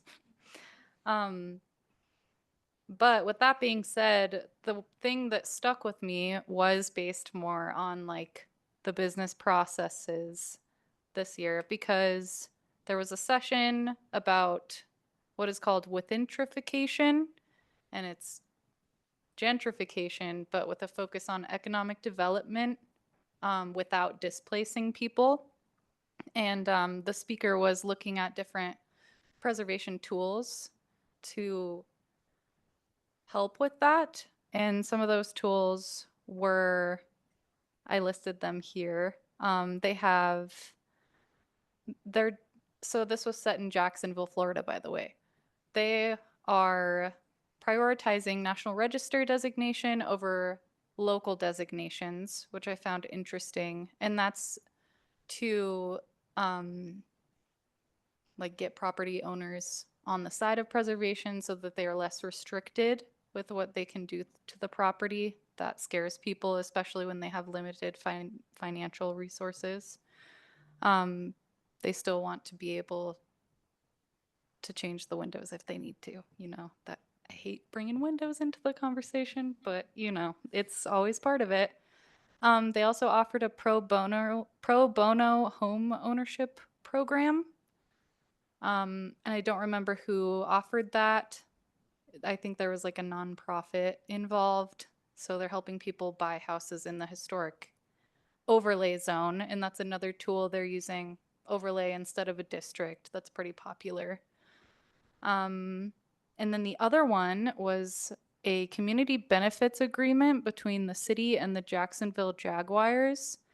I want to look into that more because they invested a lot of money in the area surrounding the new stadium. I guess they built a new stadium down there, and it supports preservation projects. So that was really cool to see that. Keeping people in place is really important. Preservation is about people too, more so than buildings, I think. We're seeing that shift. There one other one that I went to that was more the COG part was the presentation of the new state tax credit program. And so the cap and Boulder reviews at one time it was the second most number of those state tax credit applications after Denver, and the maximum credit was capped at $50,000, and starting this year, it now goes to $100,000, which is great. And there is also a completely separate, dedicated pool of money for commercial projects that adaptively reuse buildings into housing, and that is huge. And that project cap is $1 million. So these are multi-million-dollar projects, and that pool is competitive, where people are, you know, setting the alarm for 12:01 on January 1st. But because of that, and because I think just of the time, there was a whole session on historic preservation and housing, and that was one that conflicted with one of the other sessions, but that I would like to go back and watch. So I think if anybody's interested in like going back and watching any of these, we can probably figure out a way, even if we didn't register you directly, and just keep that off the record. But anyway, it was a great conference. I really enjoyed meeting new people and reconnecting with people I've known for a while. And next year, did they say where the conference was next year? Is it back in Denver? They mentioned Denver. Yes. So I think so. Okay. And then there's like an on the road in the fall if you want to make a road trip out of it. And is that in Pueblo this year? Yes. Okay. There were a lot of announcements at the end of that luncheon that I was like, I should pay attention. Okay. So with that, let's move on to a quick overview. So we're going to do this snapshot.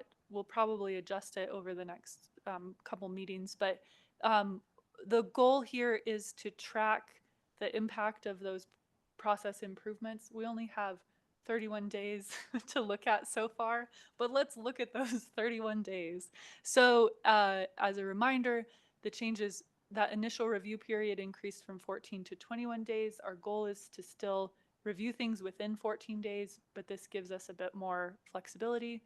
The expiration extends from 180 days to a year for LACs and demos, so we will see a decrease of repeat applications. The biggest change is the majority of LACs can be reviewed by staff, and then we remove the planning board liaison from the landmarks board, which won't impact our program operations, but wanted to capture the changes. Here's a graphic of what can be reviewed at staff, which is the majority of projects. LDRC still sees these kind of trickier or more complex applications, but that could still be reviewed and approved at a committee level. And then the board reviews things referred from those other levels and new freestanding construction over 340 square feet or demolition within a district. So let's take a look. This shows us that last year, just in January, there was about a 75-25 roughly split with the majority of LACs and demos, but that this year we have a lot fewer demos coming in. And I'm not going to pretend to say why that is. I'm just telling you, we only had 3 demo applications come in January, where last year we had 9. For LACs, we had about the same number, 12 this year, 14 last year. So let's take a look at the level of review.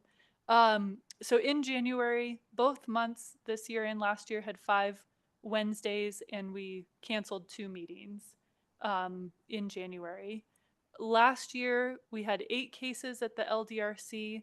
6 of those were LACs, and 2 of those had previously been reviewed, so those were shorter reviews. We had 2 tax credits and 0 demolition in that January. The outcome was that 7 were approved and 1 had revisions requested and then was approved. The average meeting time was 1.5 hours, and at the same time, staff reviewed 6 LACs. Looking at this year, we had 4 cases, so half of the number of cases going to the LDRC. 3 of those were LACs, 0 tax credits because those moved to staff, and then 1 demolition. So 1 of those 4 cases was approved, 3 were referred to the Landmarks Board. It's likely 1 of those will revise and come back to the LDRC, so it's not guaranteed to come to the board. And the average meeting time was 1 hour.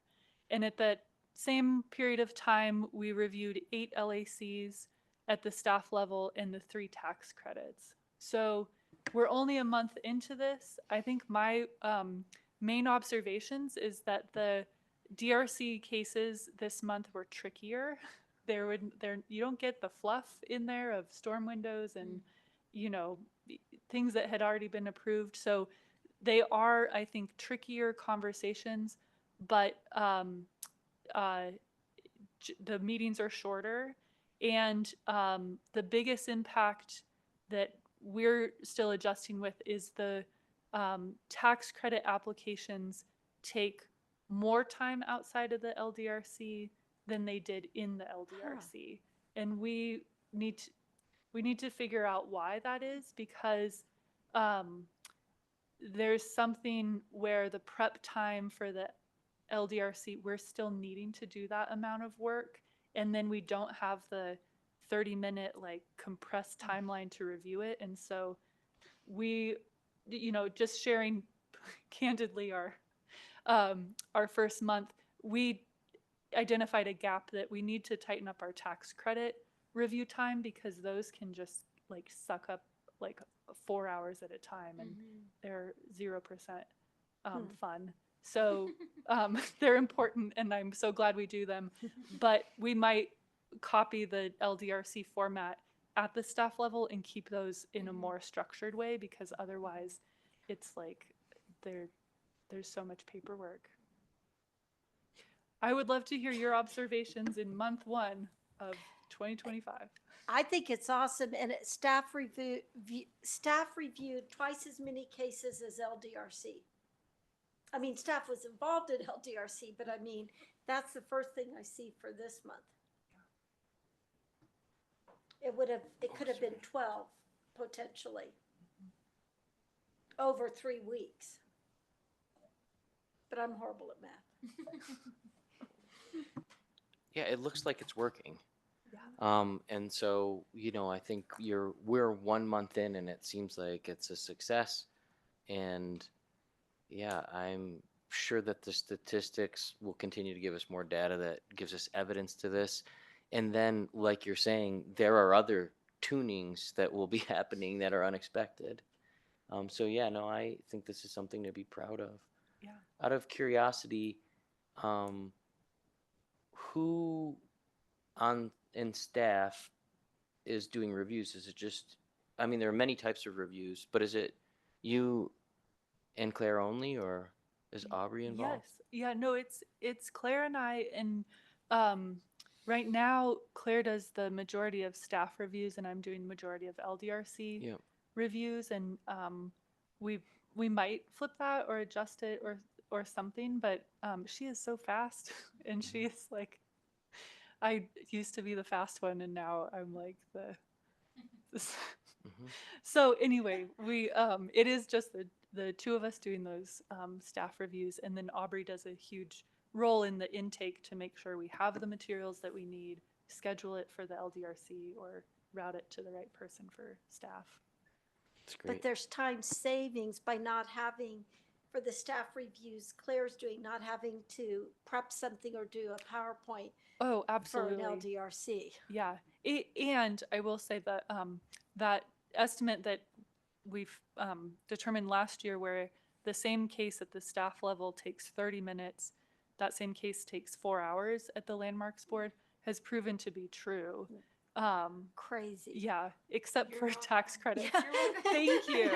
Thank you. Yeah, incredible. So, yeah. I think that, yep, that was it for that. So we'll update this every month. We'll probably make it prettier next time, but to track it over 4 months, it's really nice to have a quieter start to the year because the end of last year really slammed into the holidays. Okay, the last, second to last thing is an idea from Abby to think about these Landmarks Board awards early. It's always something that we're like, we see so many projects, but what really stands out? So what I was surprised to see when I pulled this together is that in the last 5 years, we didn't give out awards except 2023 when we gave out all the awards.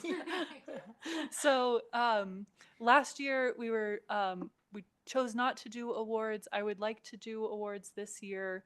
In the past, like 2019, we were the theme seemed to be window rehabilitation and kind of the unsung heroes of that work. Usually it had been much bigger projects like the Whittier School or the Stevens Granary the year before. So it was smaller that year. And then 2017, the Hannah Barker House had been saved from the brink of destruction. There was a very kind of classic rehabilitation of a house in Mapleton Hill, and then one of a commercial building downtown. So that this is not meant to say, on the spot, what awards do you want to give out? But I did put together some ideas, and a lot of them are actually the tax credit projects because those are done. They're usually exemplary, and the owners we get to see that story of like how much they care and have invested. And so there's one in Floral Park that we made a note from the DRC of like, this is a potential award winner because it was about salvage and energy efficiency and kind of innovation and how they were updating that one. I think John. Is that Chris Barge's house? Yes. Oh, yeah. Cool. Well, and that's the oldest historic district. It's cool. Yeah, who knows if that it we've could ever have some given of the them newest an stuff. award. There's a little pair of houses in Mapleton Hill on 6th Street where these pair of young sisters bought these 2 houses, and I don't think that work is done yet, but it is just the sweetest little rehabilitation of these 2 houses on a lot. The nurses' dormitory is also not done, but when it is, I would nominate that one. I put 661 Maxwell on here, which is a great example of infill construction for an ADU in a historic district. but it was designed by Renee right before she was on the board, so it might be awkward to give yourself an award. She doesn't, yeah, the rest of the board can nominate it. But it's nice. I mean, it's such an elegant infill and provides housing and ADU. It was just a really great project. 910 Spruce was the landmarks board hearing you had about the historic metal roof. And he'd wanted to replace it, but then didn't, and it was historic. And so that roof is on. He's really taking care of that house in a phenomenal way. And then the two other ones I have on here is 814 Pine Street, which is Jim Lindbergh's house, and that is just this beautiful seamless integration of energy efficiency and a completely electrified house that is Eben G. Fine's historic house. And then the Arnett Fullen house at 646 Pearl Street is Kate Rimley and Dylan Williams' house, and they have owned that house for 30 plus years and just continue to take the most painstaking care of restoring every nook and cranny of that. And I don't know if we've given them an award before, but man, they really blood, sweat, and tears into that one. So Might have been when he redid the roof himself and had to fashion a mountain climbing harness to get up on the tower. right. And he found the slate. There's one little area between the Vermont and New York border where one place you can find the slate that color, and he found And it. he got found it. They have great stories. Yeah. Yeah. Cool. That's a lot. That's probably, and I also would add 1836 Pearl Street. Oh yeah. Great. That one little one. The that little house moved. that got moved, I but think then that's a great. really nice condos built around it. And Yeah. they did a really nice job with the house. And I think they ended up being excited. They saved the Mayhew. Maybe it was the Mayhew Maydew. house. Yeah. So why don't I send this list around to get ideas going, and then by next month maybe we narrow it down. Awesome. Is there a reason to narrow it down, or is the more the merrier?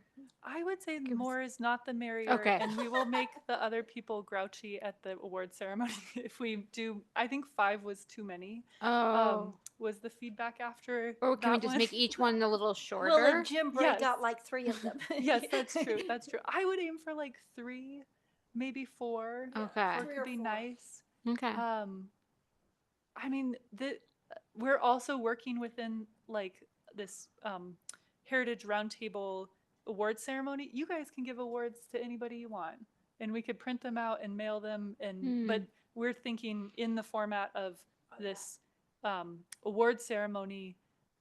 We usually recognize the new landmarks and then a couple project awards. But that don't let that limit you. You could put gold stickers all over this town. Well, and it is So an honor. everyone to feel good. You know? Yeah, but it's also an honor just to be nominated. Yeah, no, I get it. Yeah. You could do honorable mention. Yes. Yeah. Okay, that's all that I had on matters. So I'll turn over to you, Chelsea, for the last piece here. Thanks. Okay, so a community member reached out to me regarding an issue that they were experiencing, and she is a former council member and real estate agent in town, very invested in the community, and was experiencing a lot of issues navigating this. And I think my point to say all that is that if she is experiencing all of these issues, I think that anyone else doesn't have a shot of of navigating this. And so I wanted to bring it to one. I think it's just an issue that needs to be brought up, and just start the conversation and see where it goes.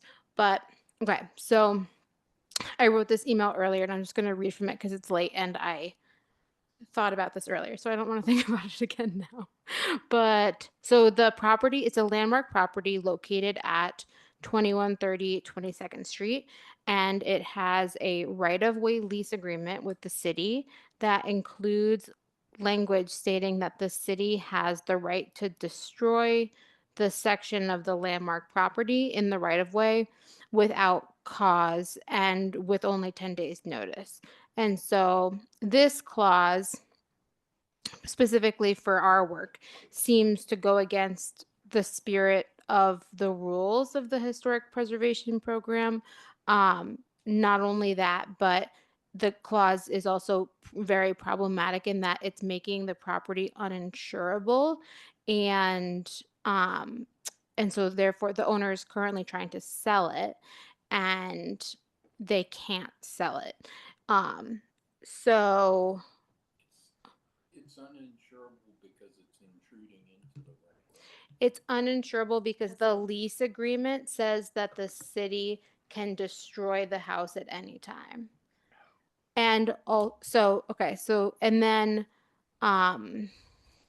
there's other reasons that are, there's other issues with the lease agreement, but I think what's most pertinent to the Landmarks Board is that that exact terminology in the lease seems to go against, because it's a landmark property, it goes against the process of it being a landmark property, and the city actually can't destroy it at any time, as far as I understand it, based on our rules. But unless you want to fine yourselves, I don't know how that works. But so because the lease one, so there's that issue with the lease that I think like we should figure out. And because this lease agreement was put in place because it became a landmark. So they were originally going to tear it down. I remember. Yeah. we were- And because, and then they decided that, okay, we'll go with the landmarking route. And because they did that, they had to create this lease agreement. And so because it's landmarked, it has the lease agreement, and now they are having a lot of issues. So because of that, and because the clauses seem to be in contradiction with our policies, I thought it would be best to just bring it here. And I see Christopher is ready, jumping at the bit, jumping at the bit. So, yeah. Yeah, so I'll just jump in here. So city staff is aware of this and is working with the property owner and their real estate agent to come to a resolution to, reduce the burden on the property. And it's looking like we'll have a resolution. Even if the city revoked a lease involving a landmark property in a right of way, they'd still have to go through the regular landmark alteration certificate process through this board to make any changes. So I wouldn't say it's entirely accurate that the city could destroy the house or even a part of the house without any sort of process. That's just not accurate. And the Landmarks Board doesn't really have any authority over. It doesn't have any authority over leases. Depending on the length of the lease, it's either the city manager or city council. And as I stated at the beginning of my comments, city staff is working with the property owner and their real estate agent, and it looks like we're going to be able to address their concerns. Yeah. Well, but the lease, so thank you for that.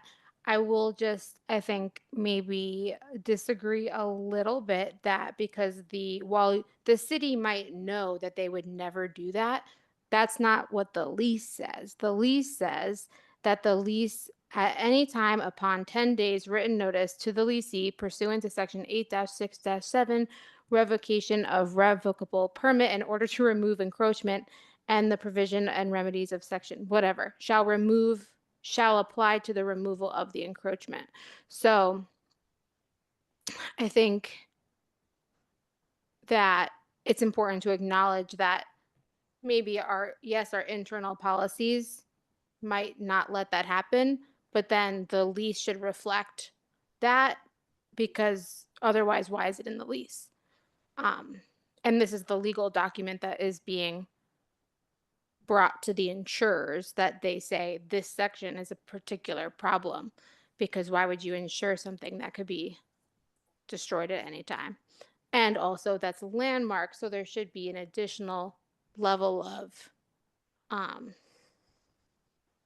protection against this type of clause, I think. And I think yeah. I think an underwriter could craft around that in a way that wouldn't inhibit insurance. I don't understand Well, why. so But they've sought many. what'll They, I know? they had a buyer and the buyer pulled out because of a lot of elements in the lease. But anyway, because they couldn't get it insured. Right.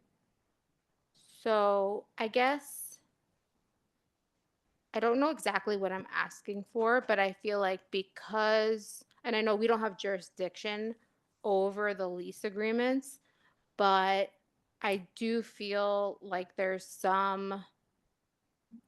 we have some responsibility to ensure that when we are guiding people and our decisions are potentially requiring people to have a landmark home, that the lease agreements reflect the policies in place, and at least aren't damaging to the property owner that is falling within our purview when they're for us.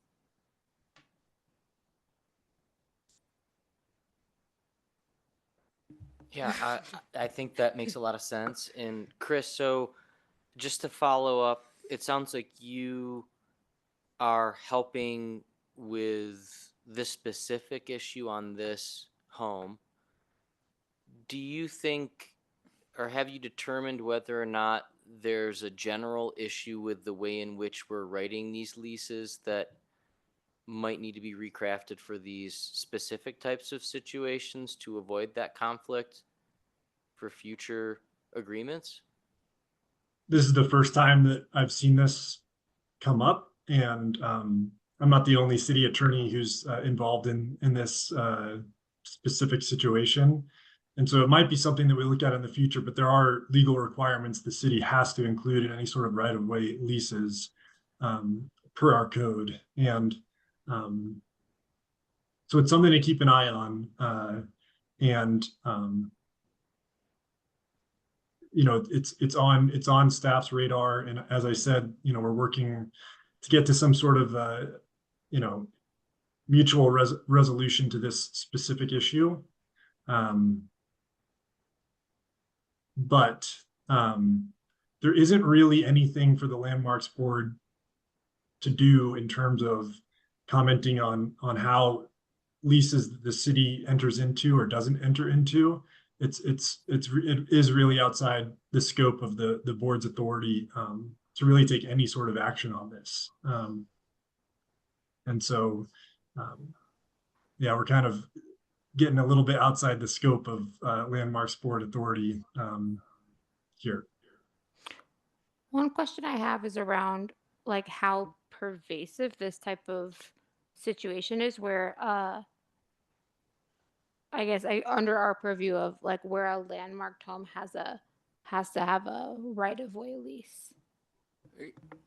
It has come up more than once in the case of properties that were pre like 1880. Yeah. There was a significant amount of, I guess, survey and correction that happened in Colorado in the late 19th century. There's corrections actually to the grid in Boulder. There was a correction to the state plane coordinate system at one point. They realized that what they had thought was the parallel was slightly deviating. And so it's come up. We've encountered it with properties where it was, in several cases, the fact that it was encroaching either into the right of way or into an adjacent property. And it was used as a basis to request demolition, or at least to support a supportive basis for demolition. So it occurs. The legal boundaries and the property descriptions were developed initially in some cases without a correct base plane survey. And so, and then that later happens and you get these conditions. And it's even more prevalent in cities like Pittsburgh and Cincinnati because so much more was built before the Civil War. They're older. They're cities. older cities Yeah. and they, I would agree that it's prevalent that there are buildings that go across property lines, and we've seen that a number of times where either somebody has been required to pick up the building and put it on their property before improving it, or demolishing, though those don't come up, rise to the top as memorable as the barns moving and such. I think there's another project that is looking to vacate the right of way, which is another process. So it comes up, especially with older buildings that were built before the sophisticated survey that we have now. But I can't recall like many right of way leases that there's a legal agreement between the owner and the city for an encroachment. Usually the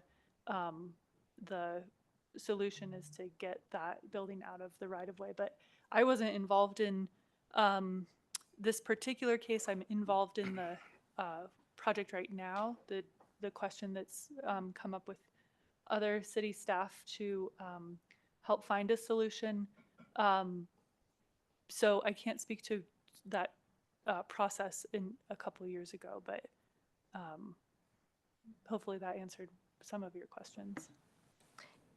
And I totally hear what Chris says, and that we have no purview over the lease, but I really appreciate you bringing we this don't to our have attention, leases. because I just think it's something I learned and I remember this property and I we do were too, involved with yeah. it. I mean, I remember it happening, but I wasn't looking at the lease or anything. So I appreciate knowing this. You know, I always feel the more we know or the more something's illuminated.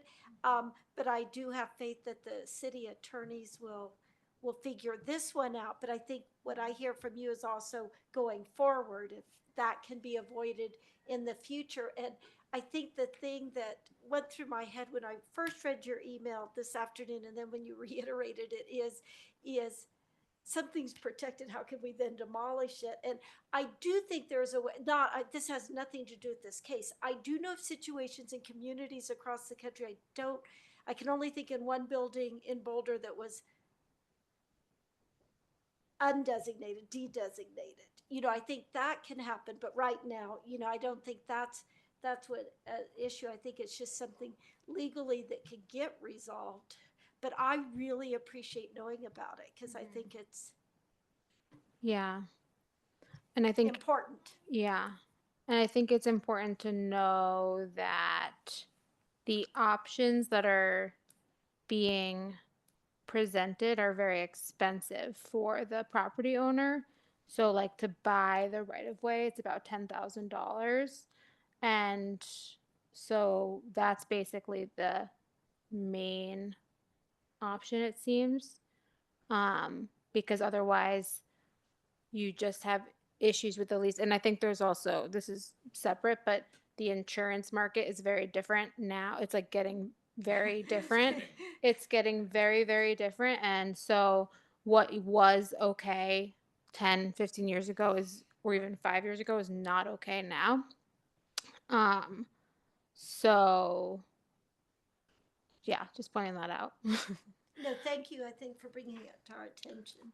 Yeah, and I think it maybe is something good to note, just like somewhere in the program where if this comes up in the future, that there's like I don't know, a warning is given to the property owner, or some sort of trigger is set to make sure that the property owner understands that this can cause issues with insurance, because yeah. But I think that's a good point. The whole insurance world's changing, especially with climate change and horrific fires in California and flooding and, Yeah. yeah. No, thank you, Chelsea. Is there anything else that anyone wants to bring in front of the board? If not, the meeting, I really want to hit this someday, is adjourned at 8:16 p.m. Thank